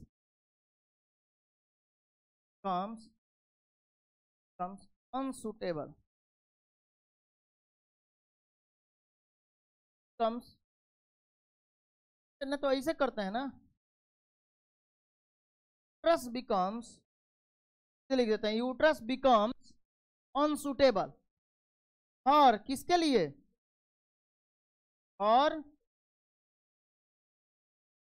implantation, for implantation, बात समझ में आया। हेलो देखिएगा, फॉर इम्प्लांट, TATIUN, इम्प्लांटेशन, यानी अंतःरोपण के लिए गर्भाशय को क्या बना देता है, अस्थाई बना देता है, अनसूटेबल। यानी देखिए क्या बोलिएगा, तो बोलेंगे सर यह गर्भाशय को, क्या लिखिएगा, यह गर्भाशय को अंतःरोपण के लिए अस्थाई बना देता है। तो जब हार्मोन रिलीज करने वाला आईयूडी गर्भाशय को अंतःरोपण के लिए अस्थाई बना देगा, तो अब ब्लास्टोसिस्ट पूरक पुटी बनने के बाद जहां चिपकने जाएगा सब यहाँ नहीं चिपक, समझने की नहीं बात को। जैसे मान लीजिए कि अगर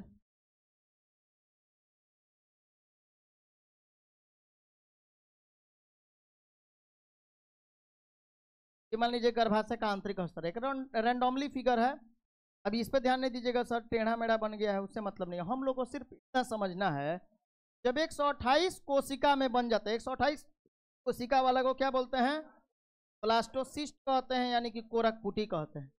तो कोरक पुटी जब बन जाता है, तो कोरक पुटी का अब गर्भाशय के आंतरिक स्तर से कहीं चिपकने ही नहीं देगा, कहीं नहीं रुकने, भगा देगा। तो अब उसके बाद क्या हो जाएगा, उसके बाद अच्छा मान लीजिए कि ठीक है कहीं फर्टिलाइजेशन हो जाए, ठीक है, आप कहीं अगर फर्टिलाइजेशन हो गया हो तो उस समय में भी ये बचा लेगा, क्या कि आपको पता है इमरजेंसी कंट्रासेप्टिव के रूप में, यानी कि इमरजेंसी कंट्रासेप्टिव गर्भ निरोधक के रूप में, इमरजेंसी के रूप में का उपयोग आईयूडी का भी उपयोग किया जाता है, ये बात याद रखिए। आईयूडी का नेचुरल मेथड, अब इतना सोच लीजिएगा कि सर नेचुरल मेथड का उपयोग किया जाएगा इमरजेंसी कंट्रासेप्टिव के लिए, यानी आपातकालीन गर्भ निरोधक को रोकने के लिए। हेलो, कंट्रासेप्टिव मतलब कि इमरजेंसी कंट्रासेप्टिव मतलब समझ रहे हैं, आपातकालीन गर्भ निरोधक। आपातकालीन गर्भ निरोधक का मतलब हुआ, जैसे मान लीजिए कि अगर ये प्रेगनेंसी ड्यू टू रेप अगर हुआ है, रेप अगर हो गया, प्रेगनेंसी नहीं बोलिए, प्रेगनेंसी का मतलब तो हो गया कि बच्चा जब गर्भाशय में रहने लगा तब। अगर मान लीजिए क्वाइटस हुआ, यानी असुरक्षित संभोग अगर हो गया, असुरक्षित संभोग का मतलब हुआ जैसे कि बिना किसी कंडोम का या बिना किसी ये अवरोधक का उपयोग किए या गर्भ निरोधक का उपयोग किए अगर संभोग होता है तो इसको बोलते हैं असुरक्षित संभोग।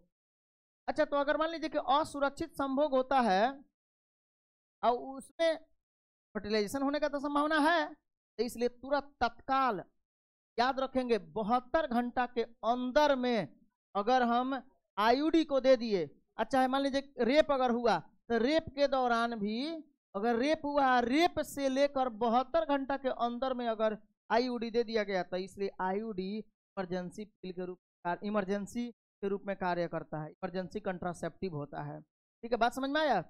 हाँ, तो याद रखिएगा तत्काल गर्भ निरोधक के रूप में किसका उपयोग करता है, आईयूडी भी आता है इसमें, और ओरल कंट्रासेप्टिव भी आता है, मौखिक गर्भ निरोधक भी आता है इसमें। ठीक है, मौखिक गर्भ निरोधक भी आता है। अब सुनिएगा इधर देखिए, क्या इंजेक्टेबल मेथड भी आता है।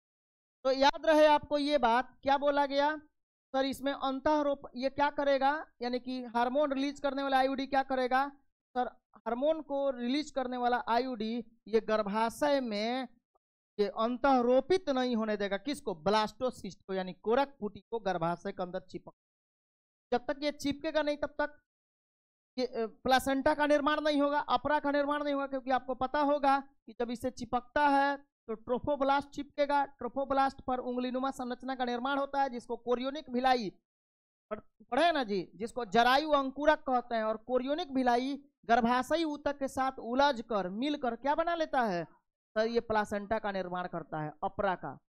सारा बात आप लोग को याद होगा। ठीक है, अच्छा चलिए, तो याद रखेंगे हार्मोन रिलीज करने वाले आईयूडी क्या करेगा सर, गर्भाशय को अंतःरोपण के लिए अस्थायी बना देता है ताकि अंतःरोपण, ठीक है। चलिए अब सुनिए, अब हम लोग का सर ये बातें हो गया आईयूडी के बारे में, हम ठीक है। इसके 3 प्रकार होते हैं, ये सारे बातों को कर लिया। हार्मोन रिलीज करने वाले आईयूडी क्या करेगा, अनसुटेबल कंडीशन बता देगा किसको, गर्भाशय, जिससे अंतःरोपण नहीं होगा। अच्छा, it also becomes hostile to the uterus, यह गर्भाशय को भी होस्टाइल, हाँ सॉरी, यह गर्भाशय को होस्टाइल बनाता है, हम सर्विक्स बोल दिए थे। यह गर्भाशय को क्या करता है, होस्टाइल बना देता है।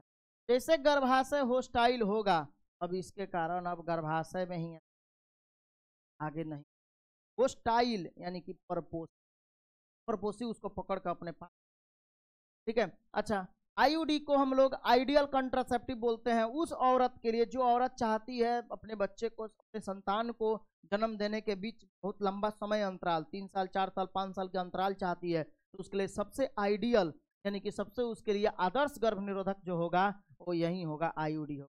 यह चाहती है कि स्पेस देना, बच्चों के जन्म के बीच स्पेस देना, कुछ गैप दिया जाए, 7 साल के बाद ही बच्चा होगा, अभी नहीं हो, तो उसके लिए आईयूडी बेहतर, ठीक है। अच्छा, it is one of the most widely accepted contraception for women in India, यानी भारत में गर्भ निरोधक की यह विधि सबसे व्यापक रूप से स्वीकार किया जाता है, सबसे लोकप्रिय, सबसे उपयोग किया जाता है। अब आते हैं हम लोग ओरल कंट्रासेप्टिव मेथड पे, नाम सही लग रहा है, सुनिएगा, ओरल कंट्रासेप्टिव मेथड, मौखिक गर्भ निरोधक विधि।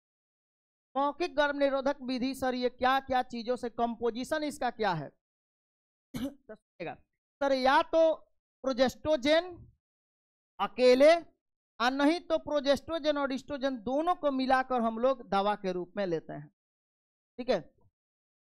याद रखेंगे मौखिक गर्भ निरोधक विधि में क्या होता है, इस विधि में स्मॉल डोज ऑफ प्रोजेस्ट्रोजेन, या तो प्रोजेस्ट्रोजेन का डोज लिया जाता है और नहीं तो प्रोजेस्ट्रोजेन और एस्ट्रोजन दोनों को एक साथ मिलाकर तब हम गर्भ निरोधक, ये गर्भ निरोधक गोली के रूप में इसका सेवन करते हैं। नाम से लग रहा है ओरल कंट्रासेप्टिव मेथड, मौखिक गर्भ निरोधक विधि यानी कि मुख के द्वारा लिया जाता है। तो जब मुख के द्वारा लिया जाएगा तो इसको हम लोग ओरल पील भी कहेंगे, क्योंकि मुख से टैबलेट के रूप में इसको किया जा रहा है, ठीक है। तो इसलिए इसको कैप्सूल के रूप में लेता है, इसलिए ओरल पील मौखिक गोली के भी नाम। हालांकि ये दवा कैसे चलता है तो जरा सुन लीजिएगा, ये दवा का निर्माण किसके किसके मिलने से हुआ है, प्रोजेस्ट्रोजेन और एस्ट्रोजन, और नहीं तो प्रोजेस्ट्रोजन और एस्ट्रोजन को एक साथ मिलाकर, और नहीं तो अकेले प्रोजेस्ट्रोजेन को। अच्छा, इसमें क्या होगा आप जरा सुनिएगा, इस दवा में क्या होगा सर, इसमें या तो प्रोजेस्ट्रोजेन रहेगा, हाँ सुनिए, हम ये बोल रहे थे इसका उपयोग कैसे हो, तो सर इसका पहले उपयोग जो होता था बहुत खतरनाक तरीके से होता था।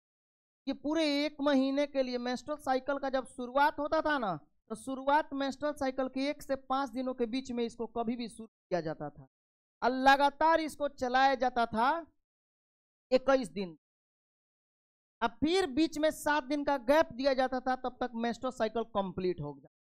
अब फिर अगले बार वैसे ही प्रक्रिया को लगातार दोहराया जाता था।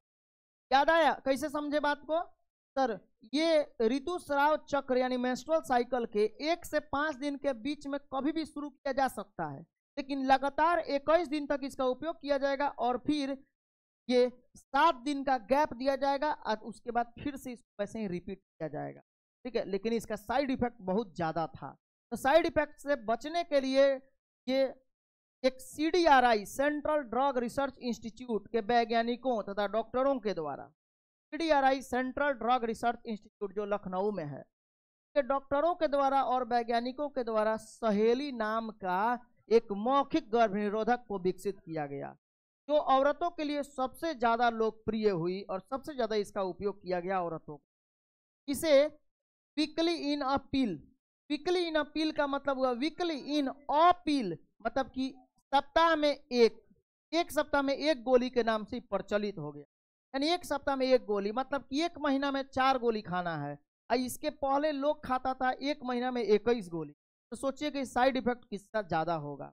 अच्छा, इसका जो है सहेली जो है ये बहुत ही प्रभावशाली है, सहेली बहुत प्रभावशाली है, और मतलब देखिए सहेली कहाँ, सहेली जो है CDRI के द्वारा डेवलप किया गया था, CDRI कहाँ है? लखनऊ में है। CDRI का पूरा नाम सेंट्रल ड्रग रिसर्च इंस्टीट्यूट के नाम से जानते हैं। अच्छा, it is popular oral contraceptive in female, यह मादा में लोकप्रिय मुख्य गर्भ निरोधक है, यानी मुख मतलब मुख के द्वारा लिए जाने वाला गर्भ निरोधक है। औरतों में सबसे ज्यादा लोकप्रिय ये हुआ। अच्छा, it is taken once in a week, इसे सप्ताह में एक बार लिया जाता है। और its contraceptive value is maximum, इसका गर्भ निरोधक क्षमता बहुत अधिक होता है। विथ दो साइड इफेक्ट, यानी कि जबकि while side effect is minimum, यानी कि जबकि इसका साइड इफेक्ट क्या होता है? प्रभाव बहुत, तो इसका दुष्प्रभाव कम है लेकिन का प्रभावशाली क्षमता बहुत अधिक होता है, बहुत प्रभावी होता है, इफेक्टिव होता है। ठीक है, चलिए तो सहेली बात समझ में आ गया। एक सप्ताह में एक बार लिए जाने वाला यह गोली है, इसको एक सप्ताह में एक बार लिया जाता है। ठीक है, अच्छा, यानी पूरे महीने में 4 कैप्सूल को लिया जाता है।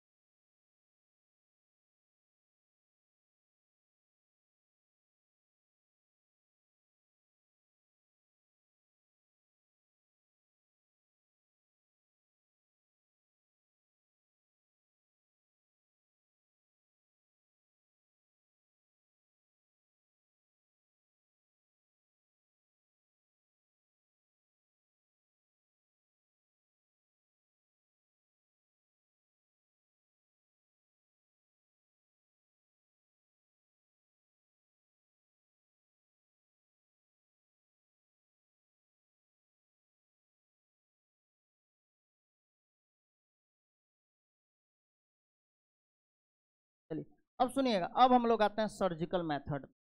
सर्जिकल मेथड के बारे में आप लोग को पता है। सर्जिकल मेथड ये अच्छा क्वेश्चन भी है बाबू, खूब क्वेश्चन पूछा भी जाता है इससे, इससे खूब क्वेश्चन पूछा जाता है। सर्जिकल मेथड क्या है, इसके प्रकारों का वर्णन कर, देखिएगा।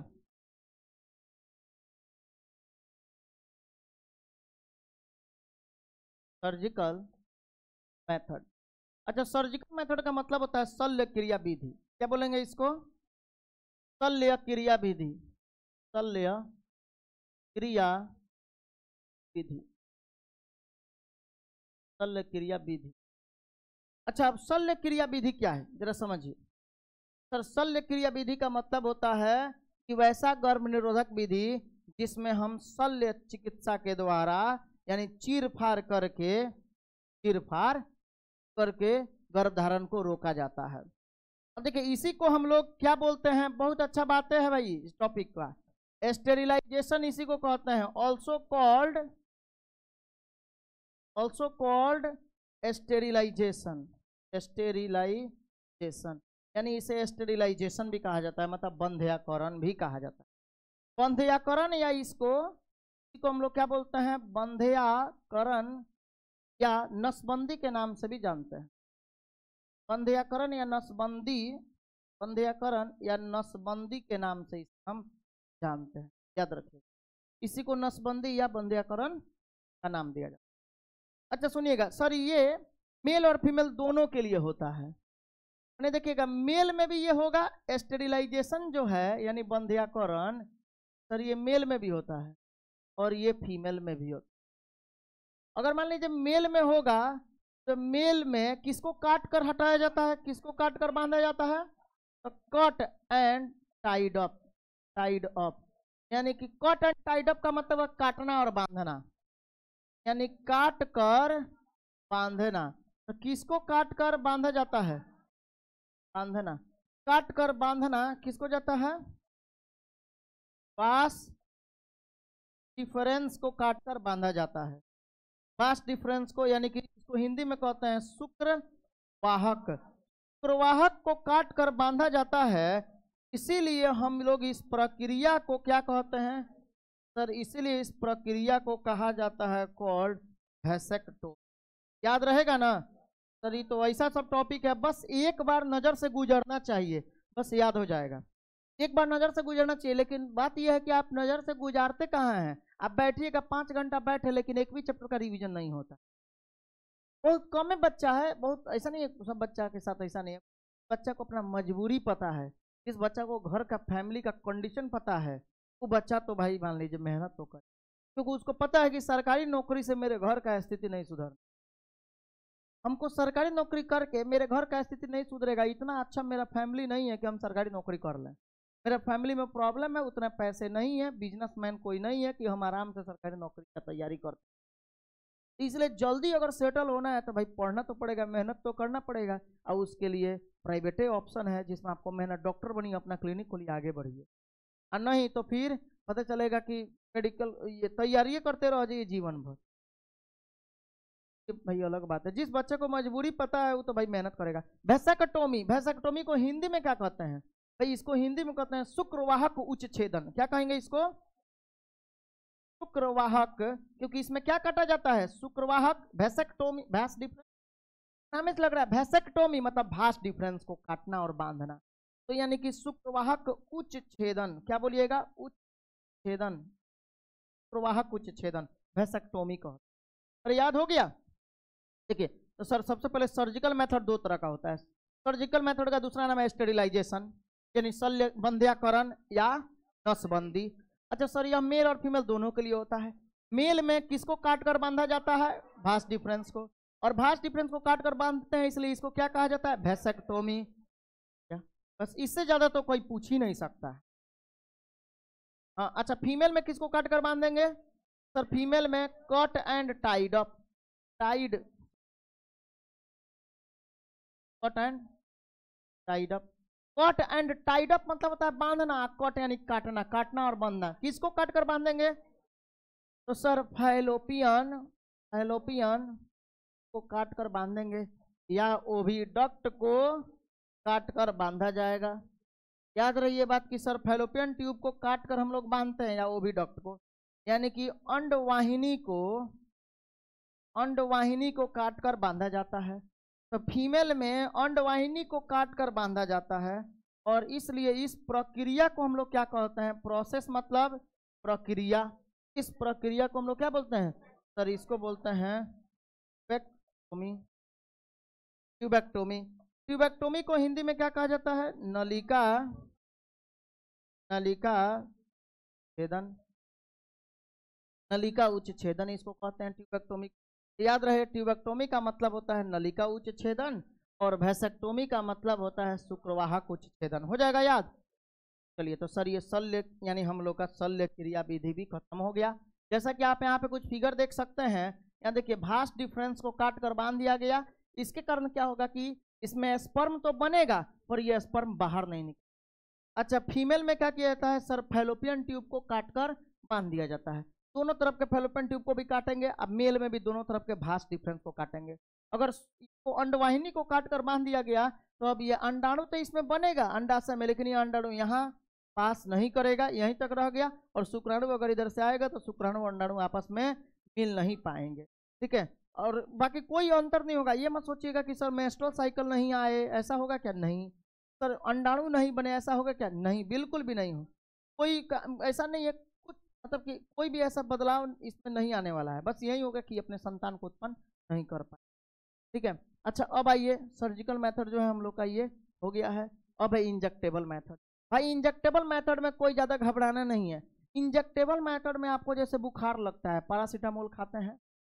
अच्छा कभी आपका दवा से बुखार ठीक नहीं हुआ तो आप क्या करते हैं? जाते हैं इंजेक्शन लेते हैं। तो इंजेक्शन में वही पैरासीटामोल आपको मिलता है, इंजेक्शन में वही मिलता है। बस ये है कि आपके नस के द्वारा चला गया, ये अंदर आपके बॉडी में प्रवेश कर गया, आपके मसल्स में चला जाएगा या फिर आपके वेन में चला गया, और इसके द्वारा आप जल्दी आपके शरीर पे ये काम करेगा, कार्य करेगा, ब्लड में स्प्रेड हो जाएगा, ब्लड में फैल कर ये जल्दी से आपका कार्य कर देगा। लेकिन हम लोग जो टैबलेट कैप्सूल जो लेते हैं वो अब प्रक्रिया थोड़ा लॉन्ग हो गया। पहले आप खाए, फिर उसका पाचन होगा, डाइजेशन के बाद अवशोषण होगा, अवशोषण के बाद वो कार्य करेगा। तो इसलिए कैप्सूल वाला प्रक्रिया थोड़ा स्लो होता है, लेकिन इंजेक्शन वाला फास्ट होता है। बाकी रहता दोनों में एक ही काम करता है। तो बस इंजेक्शन मेथड में वही होगा अगर आपने कैप्सूल।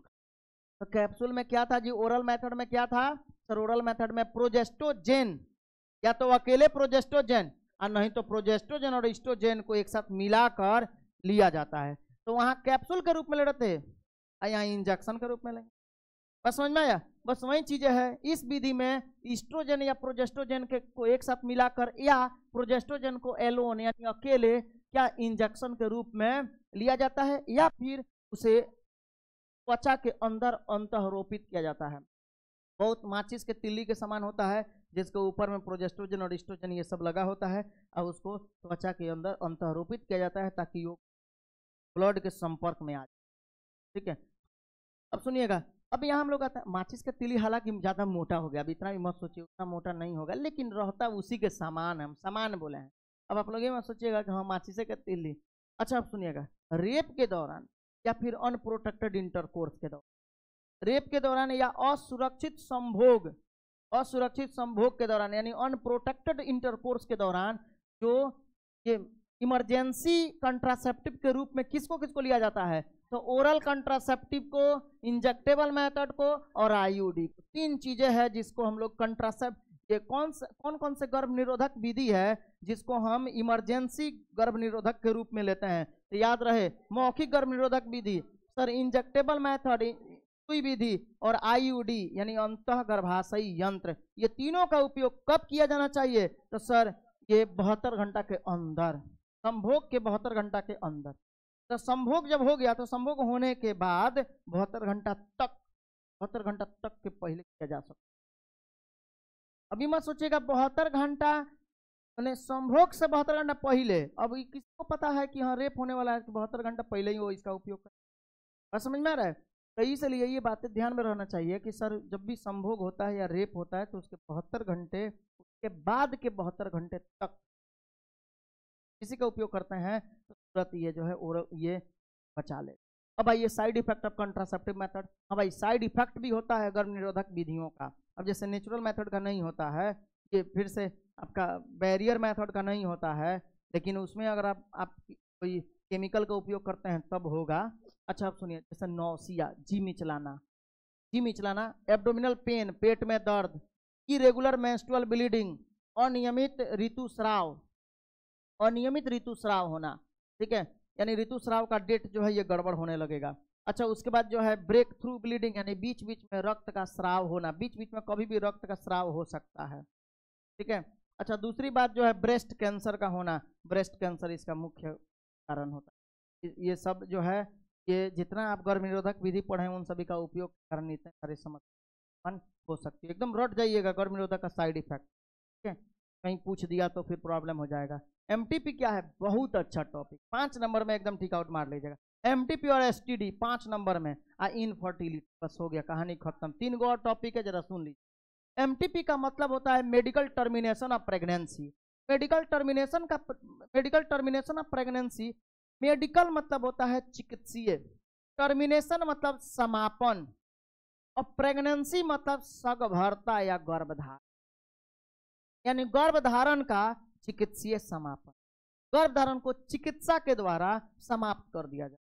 इसका एक और तरीका है, सुनिए, जानबूझकर या स्वैच्छिक रूप से 9 महीने से पहले, यानी बच्चे के फुल टर्म 9 महीने का होता है, तो 9 महीने से पहले अगर गर्भ का नुकसान कराया जाए कहा जाए। बस समझ में आया? अच्छा याद रखिएगा क्या बोला गया। अच्छा इसको हम लोग यानी medical termination of pregnancy, termination मतलब समापन होता है, प्रेगनेंसी मतलब सगर्भता, तो सगर्भता का चिकित्सीय यानी मेडिकल समापन। देखिए इंटेंशनली यानी जानबूझकर, या वॉलंटरी मतलब स्वैच्छिक। Termination of pregnancy is called MTP, यानी गर्भधारण का समापन एमटीपी का। ठीक है, अच्छा उसके बाद नियरली लगभग 40 से 45 मिलियन एमटीपी पूरे विश्व में प्रत्येक वर्ष कराए जाते हैं। नियरली 45, देखिए 40 से 45 मिलियन एमटीपी पूरे विश्व में प्रत्येक वर्ष कराए जाते हैं। तो इसका मतलब ये हुआ कि समझिए कि इससे बहुत भारी जनसंख्या भी घट रहा है, जनसंख्या में बहुत भारी गिरावट हो रहा है। लेकिन ये पूरे विश्व में एक वर्ष में होने वाले जनसंख्या गर्भ का यानी बच्चे के जन्म का मात्र 1/5वां हिस्सा, मतलब 5 में 1 हिस्सा को ही अब 1 साल में खत्म कर। अगर मान लीजिए पूरे सोचिए कि कितना आबादी 1 साल में बढ़ता है पूरे विश्व, तो पूरे विश्व में जितने भी गर्भधारण है उसमें से 45 से 50 मिलियन गर्भधारण का एमटीपी के द्वारा समाप्त कर दिया जाता है। बात समझ में आया? एमटीपी के द्वारा समाप्त कर दिया जाता है। लेकिन यह एमटीपी सिर्फ पूरे गर्भधारण के मतलब टोटल प्रेगनेंसी के केवल 1/5वां हिस्सा ही है। ठीक है। अच्छा, अब देखिए गवर्नमेंट ऑफ इंडिया जो है ये क्वेश्चन पूछा हुआ है।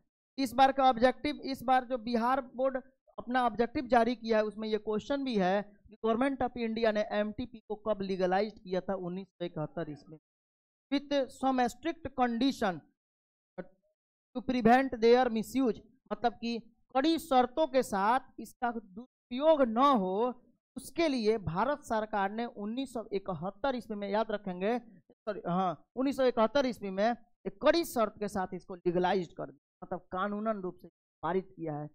कड़ी शर्त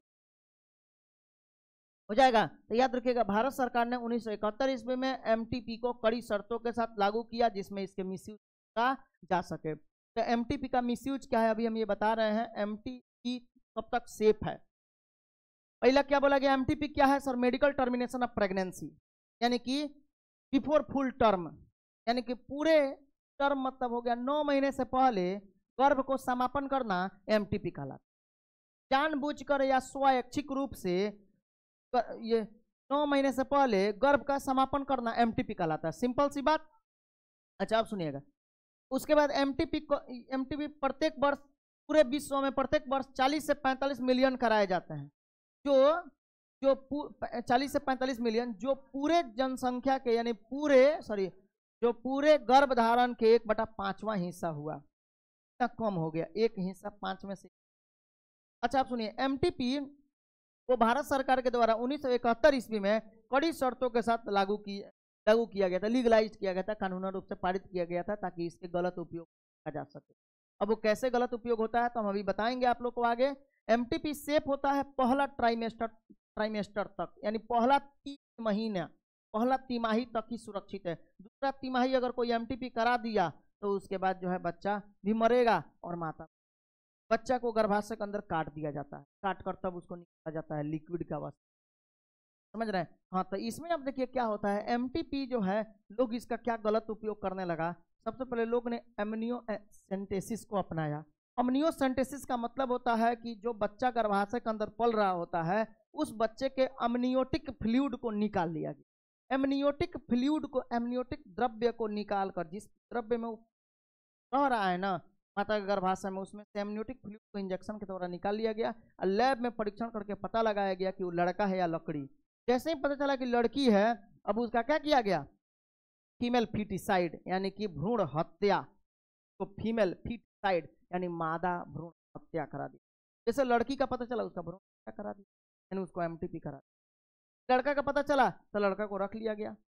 तो एमटीपी तो ही गलत है। इस तरह से एमटीपी इसके लिए लागू नहीं किया गया था। एमटीपी इसलिए लागू किया गया था ताकि अगर मान लीजिए कि आप अगर 2 बच्चे हो गए हैं और तीसरा बच्चा अगर गलती से रह गया है तो आप जानबूझकर या अपनी इच्छा के अनुसार स्वैच्छिक रूप से आप एमटीपी करा सकते हैं। ये कानूनन रूप से लीगलाइज्ड है। ये बस समझ में आया? यानी तीसरा बच्चा जो आपके लिए अवांछित, लेकिन ऐसा क्या कि लड़की हुई या वो आपके लिए अवांछित हो गई, तो यानी एमनियोसेंटेसिस पे रोक लगा दिया गया। एमनियोसेंटेसिस के द्वारा, एमनियोसेंटेसिस इसलिए बनाया गया था, ये एक जांच है जो इसीलिए बनाया गया था, एमनियोटिक फ्लूइड को निकाल कर और लैब में परीक्षण करके बच्चा में पाए जाने वाले जेनेटिक रोग यानी आनुवांशिक रोग का पता लगाया जा सके। लेकिन लोगों ने क्या किया, आनुवांशिक रोग का पता न लगाकर लोगों ने इससे क्या करने लगा, सेक्स डिटर्मिनेशन करने लगा, यानी कि लिंग का परीक्षण करने लगा, लिंग का निर्धारण करने लगा, क्या बन रहा है क्या की लड़की। ठीक है, इस तरह से देखिए तो MTP more riskier during second trimester of pregnancy. MTP जो है ये दूसरा ट्राइमेस्टर में बहुत ही रिस्कियर हो जाता है, खतरनाक हो जाता है, माता भी मर जाएगी अगर सेकंड महीने में, तिमाही में हो गया तो, दूसरे तिमाही यानी 6ठा महीना। अच्छा आप सुनिएगा, प्रॉब्लम ऑफ एमटीपी। एमटीपी का क्या क्या प्रॉब्लम है?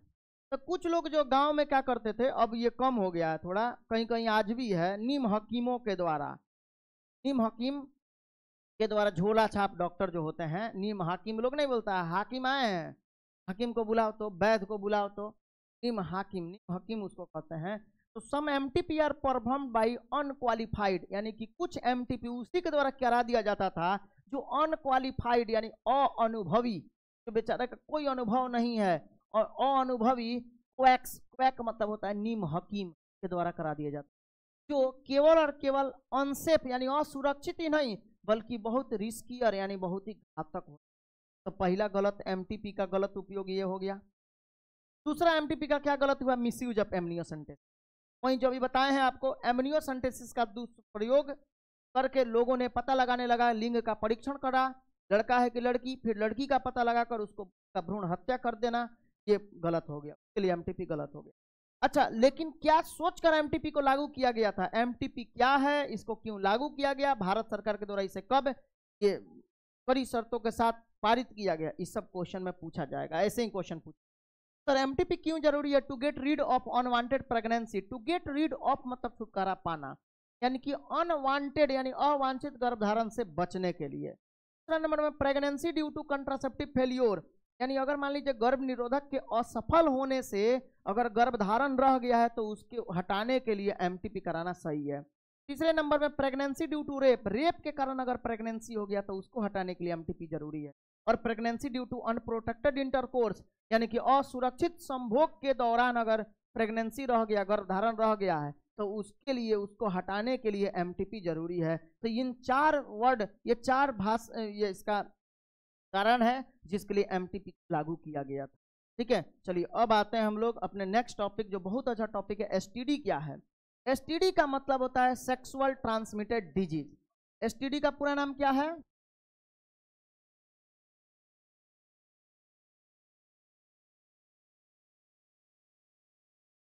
चलिए आप सुनिएगा, तो एसटीडी का मतलब हुआ सेक्सुअल ट्रांसमिटेड डिजीज। और सेक्सुअल ट्रांसमिटेड डिजीज का मतलब होता है तो यौन संचारित रोग, यानी वैसा रोग जो यौन संपर्क के माध्यम से फैलता है। वैसा रोग जो यौन संपर्क के माध्यम से फैलता है उसको यौन संचारित रोग कहा जाता है, यानी एसटीडी उसको बोलते हैं। तो याद रखिएगा, वैसा डिजीज जो किसके द्वारा, यौन संपर्क के माध्यम से फैलता हो उसको यौन संचारित रोग कहा जाता है। दूसरी बात, इसी को हम लोग एसटीआई कहते हैं, सेक्सुअल ट्रांसमिटेड इन्फेक्शन। इसी को हम लोग वीडी यानी वेनरल डिजीज, यौन रोग कहते हैं। इसी को हम लोग आरटीआई, रिप्रोडक्टिव ट्रैक्ट इन्फेक्शन कहते हैं। ये अलग अलग नाम है जो आपको याद रखना होगा। अच्छा देखिए, एसटीडी, एसटीआई, वीडी, या इसी को रिप्रोडक्टिव ट्रैक्ट इन्फेक्शन यानी कि जनन मार्ग का संक्रमण के नाम से भी जाना जाता है। देखिए कुछ है यहाँ पे जो कॉमन सेक्सुअली ट्रांसमिटेड डिजीज, एकदम रट जाइएगा कौन कौन से यौन संचारित रोग है, आपसे टिक आउट करने के लिए पूछ सकता है। नहीं तो 2 नंबर में कई बार क्वेश्चन आया है कि नहीं 3 नामों को लीक है, ऐसा पूछा गया है। तो याद रहे, gonorrhoea, syphilis, genital herpes, hepatitis B, trichomoniasis, AIDS और क्लेमाइडियासिस। याद हो गया? गोनोरिया, सिफिलिस, क्लेमाइडियासिस, ट्राइकोमोनियासिस, हाँ, AIDS, genital herpes, genital warts और क्लेमाइडियासिस, ये ना बचा हुआ था। हाँ, तो याद हो गया, gonorrhoea, syphilis, genital herpes, hepatitis B, trichomoniasis, AIDS और क्लेमाइडियासिस। अच्छा, एड्स जो है इसमें से सबसे मोस्ट डेंजरस डिजीज है। अच्छा आप सुनिएगा, इसमें 3 ऐसा बीमारी है, एड्स, हेपेटाइटिस बी और जेनाइटल हर्पीस, जो 3 बीमारी कभी भी खत्म नहीं हो सकती। इसमें एक जेनाइटल वार्ट नहीं है, जेनाइटल वार्ट्स भी होता है, इसमें नहीं लिखा हुआ है genital ward, WARTS, genital ward. हाँ, ये भी एसटीडी ही है। तो सुनिएगा, अब सुनिएगा, 3 बीमारी है जो कभी भी, सर 3 एसटीडी है जो कभी भी क्यूरेबल नहीं है, नॉन क्यूरेबल डिजीज है, जिसका कोई उपचार नहीं है। कौन कौन? एड्स, हेपेटाइटिस बी और जेनाइटल हर्पीस, ये 3 बीमारी का कोई उपचार। ठीक है, यानी इन तीनों बीमारियों को छोड़कर बाकी सभी बीमारियों का उपचार संभव है, लेकिन वो भी तब जब प्रारंभिक अवस्था में ही इन बीमारियों का पता चल जाए। तो कैंसर से भी नहीं बचा जा सकता है, जबकि कैंसर का इलाज है फिर भी उसे नहीं बचा जा सकता है जब तक कि उसका प्रारंभिक अवस्था में पता न चले। जैसा भी आप हाल ही में एक बहुत अच्छा एक लव स्टोरी सुने होइएगा, जो कि चौथा स्टेज में जाकर वो कैंसर से मारा गया। क्या बहुत अच्छा स्टोरी है वो, एक फैमिली के बीच का एक बॉन्ड है, जो कि चौथा स्टेज में जाकर वो मर गया, जबकि अमेरिका उसका इलाज चल रहा था, इतना अच्छे खर्च करने के बावजूद भी नहीं बचा पाया गया। तो वहीं ये सब बीमारी ऐसा है बाबू, ये एसटीडी हो गया या फिर कैंसर, ये सब जो हो गया, ये सब ऐसा बीमारी है जो कि प्रारंभिक अवस्था में अगर पता चल सकता है तभी इस पर कंट्रोल किया जा सकता है, लेकिन प्रारंभिक अवस्था में पता चलने का ही बहुत कम हो। जैसे एसटीडी का प्रारंभिक अवस्था में बहुत ही माइनर सिम्टम्स होता है, जैसे आप लोग देख लीजिए अर्ली सिम्टम्स एसटीडी का बहुत माइनर होता है। कौन कौन, यानी शुरुआती लक्षण जो होता है बहुत माइनर होता है, जिसपे आपका ध्यान नहीं जाएगा, जैसे ई खुजली होगा, फ्लूइड डिस्चार्ज, ये सब खुजली ये सब कहाँ होता है सर, इन जेनाइटल रीजन, यानी सब कहाँ होगा, जननिक क्षेत्र में होगा, जनन क्षेत्र में होगा। जैसे ईचिंग खुजली होगा, फ्लूइड डिस्चार्ज यानी तरल का स्राव होगा, उसके बाद स्लाइट पेन थोड़ा दर्द होगा, और स्वेलिंग होगा यानी कि सूजन हो जाए। ठीक है, तो ये सब जो होता है ये इतना माइनर है सिम्टम्स कि इस पे लोग का ध्यान नहीं जाता है। अच्छा, उसके बाद आइए नेक्स्ट आगे हम लोग बढ़ते हैं। कुछ लोग जो हैं इस बीमारी का पता इसलिए नहीं चल पाता है कुछ लोगों में, क्योंकि उनको सोशल स्टिग्मा का भी डर रहता है। सोशल स्टिग्मा का मतलब होता है सामाजिक कलंक। सामाजिक कलंक के कारण भी वो किसी से नहीं कह सकते हैं कि देखिए ना हम ये बीमारी का जांच कराए हैं और ये बीमारी हुआ है। सामाजिक कलंकित होने के कारण चाहे जांच कराने भी नहीं जाते हैं, तो ऐसा प्रॉब्लम है। लेकिन अगर लंबे समय तक जांच नहीं कराएं तो इसका समस्या क्या होगा, पीआईडी हो जाएगा उनको, pelvic inflammatory disease, pelvic inflammatory disease. अच्छा, उसके बाद एबॉर्शन हो जाएगा, गर्भपात, अगर कोई भी बच्चा गर्भाशय में है तो उसका गर्भपात हो जाएगा फीमेल में। स्टिल बर्थ यानी कि मरे हुए बच्चे का प्रसव होगा, जन्म होगा। इक्टोपिक प्रेगनेंसी यानी अस्थायी सगर्भता होगा, यानी कि गर्भाशय के अंदर कभी भी बच्चा जो है चिपकेगा ही नहीं, यानी अंतःरोपित नहीं होगा, इम्प्लांटेशन नहीं होगा, और इनफर्टाइल हो जाएंगे, वो बांझ हो जाएंगे, यानी इनफर्टिलिटी आ जाएगी, बांझपन। ठीक है, और उसके साथ ही साथ लास्ट में cancer of the reproductive tract, जनन मार्ग का कैंसर भी हो सकता है। अगर लंबा समय तक आपने पता नहीं लगाया और उसके रोकने के लिए किसी इलाज आपने नहीं कराया तो ये मन हो सकती है। अब आइए इसके लिए बचाव के लिए हमें क्या क्या चाहिए। बचाव के लिए avoid sex with unknown partner या मल्टीपल पार्टनर, यानी किसी अज्ञात व्यक्ति या फिर मल्टीपल पार्टनर के साथ, यानी एक से अधिक व्यक्तियों के साथ, यानी साथी के साथ संभोग से बचें। दूसरे नंबर में क्या है, always try to use condom during coitus, यही ना बताया गया है, कंडम का उपयोग संभोग के दौरान हमेशा कंडम का उपयोग करें। इन केस ऑफ डाउट, किसी भी तरह का अगर संदेह होता है तो one should go to a qualified doctor for early detection and get complete treatment if diagnosed. अगर मान लीजिए कि संक्रमण हुआ, ऐसा लग रहा है कि जांच अगर आपको डर है, ऐसा कोई भी संदेह है, तो तुरंत आप सबसे पहला काम कि डॉक्टर, एक अनुभवी डॉक्टर से मिले, और अगर पता चल जा रहा है कि इन्फेक्शन हुआ है तो उसका सही इलाज। ठीक है, अच्छा अब जो है आते हैं हम लोग इनफर्टिलिटी, एकदम लास्ट टॉपिक है, 2 मिनट का टॉपिक। इनफर्टिलिटी मतलब होता है बांझपन। तो बांझपन का मतलब क्या होता है, सुनिए, बांझपन का मतलब होता है कि सर विश्व में बहुत ऐसे लोग हैं जो, आप अभी तो पढ़ा रहे थे कि असुरक्षित संभोग के बावजूद संतान हो सकता है, यानी गर्भधारण हो सकता है। असुरक्षित संभोग यानी बिना किसी गर्भ निरोधक विधि का उपयोग किए बिना, किसी भी प्रकार के गर्भ निरोधक का उपयोग किए बिना अगर क्वाइटस होता है तो फिर ये बच्चे के रहने का संभावना हो बढ़ जाएगा। लेकिन यहाँ जब असुरक्षित संभोग के बावजूद भी, असुरक्षित संभोग के बावजूद ये गर्भधारण नहीं होता है, व्यक्ति को कहते हैं तो बांझ कहा, और ये प्रक्रिया बांझपन। देखिए, a large number of couples all over the world including India are, क्या होता है, इनफर्टाइल, यानी कि भारत सहित पूरे विश्व में एक बहुत ही बड़ी संख्याओं में कपल हैं, कपल यानी मेल फीमेल हैं, जो बांझ हैं, जो अपने संतान को उत्पन्न नहीं कर सकते। That is they are unable to produce children in spite of unprotected sexual cohabitation, यानी कि ये बिना किसी असुरक्षित संभोग के बावजूद भी, असुरक्षित संभोग के बावजूद भी अपने संतान को, और इसी प्रक्रिया को हम लोग क्या कहते हैं, बांझपन। तो बांझपन के बारे में बता सकते हैं, यानी आप बोल सकते हैं पूरे भारत सहित पूरे विश्व में कपल की बहुत अधिक संख्या है जो असुरक्षित संभोग के बावजूद भी अपने संतान को उत्पन्न करने में असफल होते हैं, उन्हीं को बांझपन कहा जाता है। बात समझ में आ गया सर? बांझपन के कई तरीके हो सकते हैं, जैसे फिजिकल, शारीरिक रूप से दुर्बल हैं, शारीरिक रूप से अगर एक लीवर या आधा लीवर के हैं तब भी। अच्छा, कॉन्जेनाइटल यानी जन्मजात कोई बीमारी है उनको, जन्मजात डिजीज है, कॉन्जेनाइटल डिजीज, ये दोनों एक में आ जाएगा बाबू, कॉन्जेनाइटल डिजीज हो जाएगा, ये दोनों एक ही में होगा।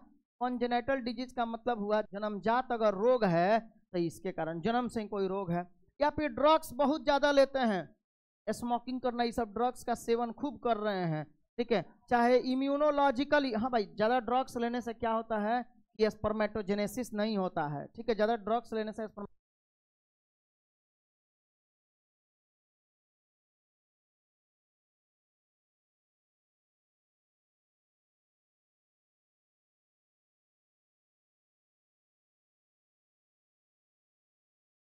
चलिए उसके बाद क्या है, यानी कि कॉन्जेनेटल डिजीज, शारीरिक रूप से फिजिकल कॉन्जेनेटल डिजीज यानी जन्मजात रोग, या फिर ड्रग्स, अगर ज्यादा से ज्यादा ड्रग्स लेते हैं, औषधि लेते हैं, या इम्यूनोलॉजिकली, इम्यूनोलॉजिकल मतलब हुआ प्रतिरक्षात्मक रूप से, इम्यूनोलॉजिकल मतलब शरीर में इम्यून सिस्टम जो है कमजोर हो गया है, इम्यूनोलॉजिकली समस्या है यानी कि प्रतिरक्षात्मक समस्या है, चाहे साइकोलॉजिकली मनोवैज्ञानिक समस्या है, तो उसके कारण भी क्या होगा, धीरे धीरे स्पर्म का फॉर्मेशन बंद हो जाएगा, या फिर ये में अंडाणु का बनना, मेंस्ट्रुअल साइकिल अनियमित हो जाएगा। ज्यादा टेंशन आपको पढ़ाए हैं, अगर ज्यादा टेंशन कोई लेता है, अगर फीमेल मेल है तो स्पर्मेटोजेनेसिस है उसमें घट जाएगा, स्पर्म बनना बंद हो जाएगा। ज्यादा ये टेंशन वाले लोग को देखिएगा अक्सर बच्चे जल्दी नहीं होते, इनफर्टाइल होने का संभावना ज्यादा, हाई लोड वाला जो लोग है, जो ज्यादा से ज्यादा काम करता है, जिसके पास प्रेशर बहुत ज्यादा है, बहुत अधिक पैसा वाला है, तो अक्सर देखिएगा वहीं बांझ हो जाता है। बस समझ में आ रहा है, ठेला वाला रिक्शा वाला को देखिए तो बहुत बच्चा हो गया, हाँ, क्योंकि वो बेचारे को कोई टेंशन नहीं है, कुछ सोचना ही नहीं है, उसको खा रहा है पी रहा है, जिंदगी मौज मस्ती से चल रही है, ठीक है। तो इस तरह से ये हो गया, यानी कि ये बातें हो गई। चलिए, तो यानी इसका मतलब ये हुआ कि रीजन क्या क्या कारण है, ये याद कर लेना है, किन किन कारणों से बांझपन होती है लोगों में। अच्छा, अब सुनिए नेक्स्ट पॉइंट पे आइए। अब क्या हुआ सुनिएगा, अब ART एक पद्धति आई, एक प्रोग्राम आया, ART assisted reproductive technology, ART assisted reproductive technology.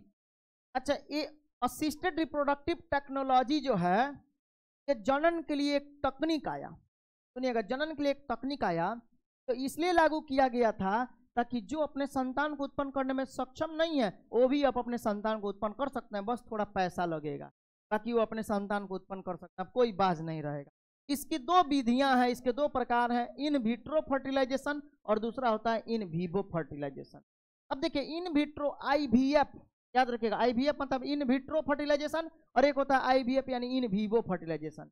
इन विट्रो फर्टिलाइजेशन का मतलब होता है विट्रो यानी बाहर, जब फर्टिलाइजेशन शरीर के बाहर हो तो उसको इन विट्रो फर्टिलाइजेशन। इसमें क्या किया जाता है कि शुक्राणु स्पर्म और ओवम दोनों को लेकर लैब में यानी कि प्रयोगशाला में फ्यूजन कराया जाता है, और जाइगोट बनने के बाद फिर इस जाइगोट को ट्रांसफर कर दिया जाता है, किसमें, गर्भाशय के अंदर ट्रांसफर किया जाएगा। लेकिन गर्भाशय के अंदर हम लोग जाइगोट को ट्रांसफर नहीं करते हैं, जाइगोट को पहले हम ट्रांसफर करेंगे फैलोपियन ट्यूब में, जाइगोट को फैलोपियन ट्यूब में ना डालते हैं, तब ना वो टूट के आता है, तब इम्ब्रियो बनता है। तो हमें रस में किसको डालना होता है, इम्ब्रियो को, इम्ब्रियो डालेंगे तब ना इम्ब्रियो गर्भाशय के अंदर में जाकर वो चिपकेगा वहां। लेकिन जाइगोट को अगर डालना है तो फैलोपियन ट्यूब में डालिए, उसको हम लोग बोलते हैं ZIFT, zygote intra fallopian transfer. बस समझ में आया।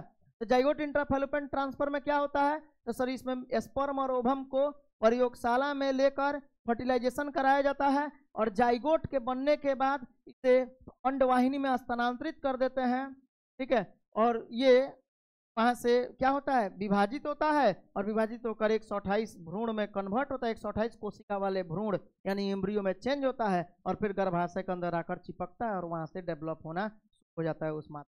अच्छा, उसके बाद देखिए, तो इसमें क्या हुआ, इसमें if fertilization occurs outside of the body of female, in female यानी कि मादा में यदि मान लीजिए कहाँ निषेचन शरीर के बाहर हो रहा है तो उसको इन विट्रो कहेंगे, और जब शरीर के अंदर निषेचन हो तो उसको इन विवो कहते हैं। तो शरीर के अंदर निषेचन अगर हो गया, का मतलब वैसे कपल जिसमें निषेचन तो शरीर के अंदर हो सकता है, लेकिन उस महिला में फीमेल के गर्भाशय में बच्चा जो है या तो अंतःरोपित नहीं हो रहा हो या डेवलप नहीं हो रहा हो, तब उसके लिए हम लोग क्या करते हैं, फर्टिलाइजेशन शरीर के अंदर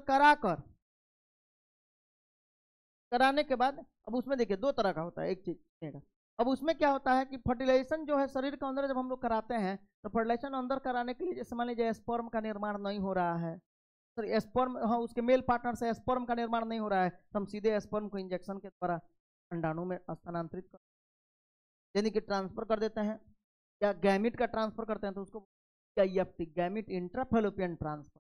उसमें हम क्या करते हैं, सीधे स्पर्म को फैलोपियन ट्यूब में डाल दिया जाता है। अगर मान लीजिए कोई मेल पार्टनर के द्वारा स्पर्म का निर्माण तो हो रहा है लेकिन उस स्पर्म में मोटिलिटी होती नहीं, तो सीधे हम स्पर्म को लेकर कहाँ डाल देते हैं, फैलोपियन ट्यूब में डाल देते हैं।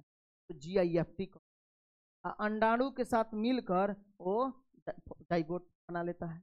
नहीं तो एक और प्रक्रिया आईसीएसआई, इंट्रासाइटोप्लाज्मिक स्पर्म इंजेक्शन। हम लोग सीधे क्या करते हैं, स्पर्म को इंजेक्शन में लेकर सीधे अंडाणु के कोशिका द्रव्य में यानी साइटोप्लाज्म में स्थानांतरित, ICSI, intracytoplasmic sperm injection.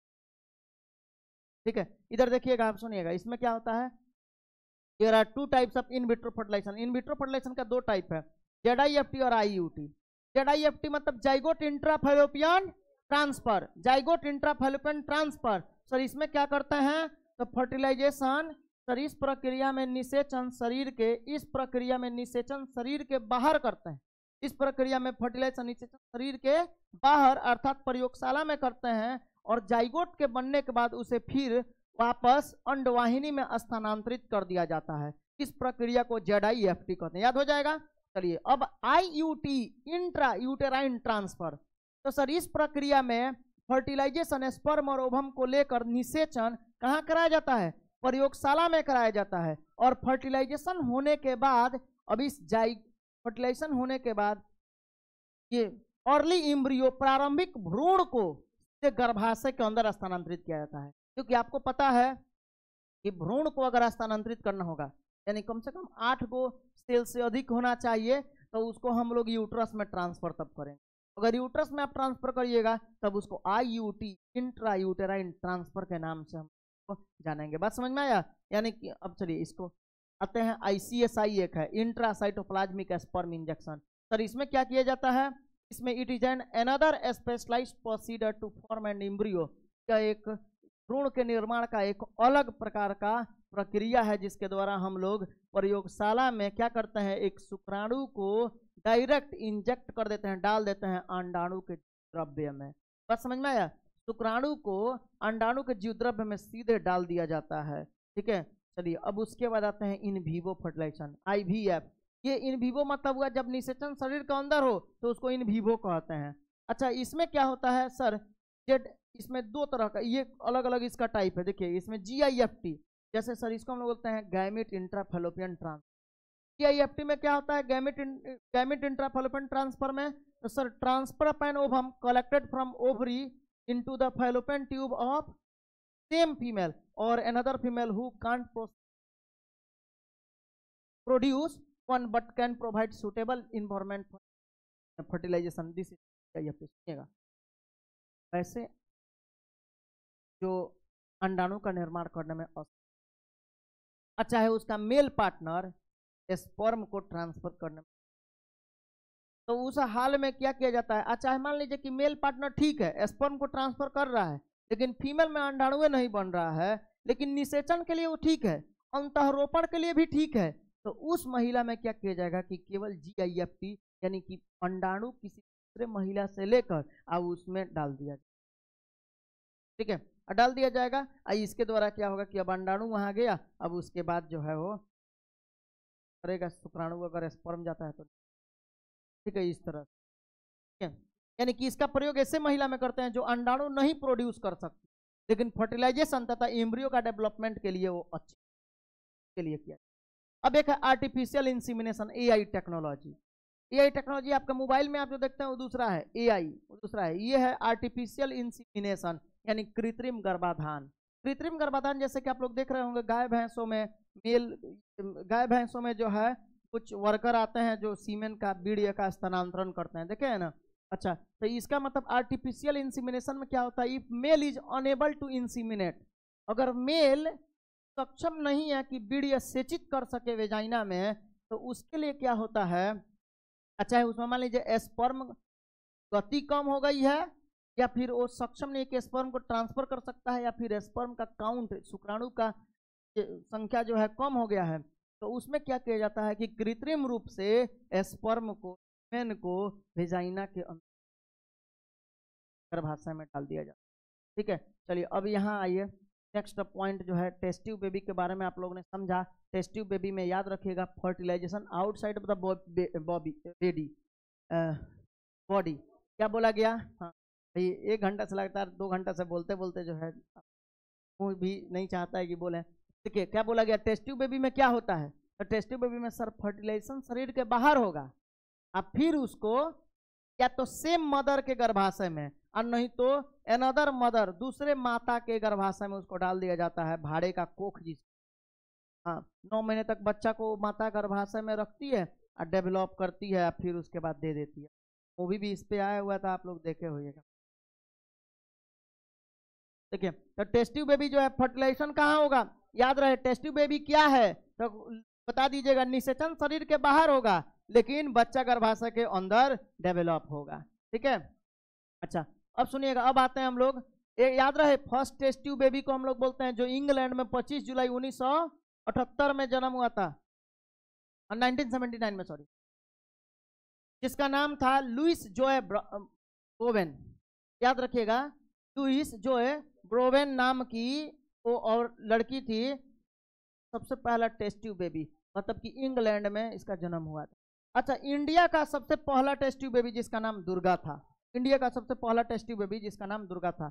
Amniocentesis आपको पता है, बता दिए है ना, एमनियोसेंटेसिस, एमनियोसेंटेसिस अमनियोटिक फ्लूइड को लिया जाता है और गर्भाशय के अंदर स्थानांतरित किया जाता है। पॉपुलेशन स्टेबलाइजेशन एक बार याद कर लीजिएगा, छोटा सा पॉइंट है, जनसंख्या विस्फोट इसको कहते हैं, यानी कि वर्ल्ड का जनसंख्या, विश्व का जनसंख्या सन 1900 में 2 बिलियन था। ठीक है, यानी 2000 मिलियन था, सन 2000 में 6 बिलियन हो गया और 2011 में 7.2 बिलियन हो गया। ठीक है, ये कब का है, पॉपुलेशन या विश्व का जनसंख्या हो गया, जो आपको एकदम रट जाना है, विश्व का जनसंख्या हो गया। अच्छा, विश्व का जनसंख्या, अब हमारे भारत की जनसंख्या देखिए, 1947 में 35 करोड़ यानी 350 मिलियन और 2000 के समय में 1 बिलियन पे पहुंची। मतलब कि इतना तेजी से हमारे भारत की जनसंख्या बढ़ते जा रही है कि अभी every 6th person is Indian in world, यानी कि every 6th person is Indian in world, यानी कि विश्व में प्रत्येक 6ठा व्यक्ति भारतीय है, विश्व में प्रत्येक 6ठा व्यक्ति भारतीय। एनसीईआरटी का पहला वाला डाटा है, अभी का डाटा अगर देगा तो तीसरा व्यक्ति भारतीय हो जाएगा। ठीक है, अब देखिए, एक मैरिजेबल एज होना चाहिए बाबू। मैरिजेबल एज का मतलब होता है जैसे फीमेल में 18 वर्ष और मादा का, नर का, फीमेल का 18 वर्ष और मेल का 21 वर्ष। ये एनसीईआरटी का पहले वाला डाटा है, हालांकि इस डाटा में अब बदलाव भी हुआ है। ठीक है, अगर वीडियो अच्छा लगा हो तो चैनल को सब्सक्राइब करें, ठीक है, और शेयर करना ना भूलें। ठीक है, थैंक यू। कल से हम लोग जेनेटिक्स पढ़ेंगे, कल तो टेस्ट होगा आप लोग का 4था चैप्टर का, वीडियो देख लें और टेस्ट आप लोग देने आए, और उसके बाद जो है परसों हम लोग जेनेटिक्स परसों शुरू कर देंगे, और जेनेटिक्स 5वां चैप्टर से बात होगा। 1 दिन में बस वो चैप्टर को खत्म करेंगे हम लोग, 1 दिन में 1 चैप्टर। Thank you.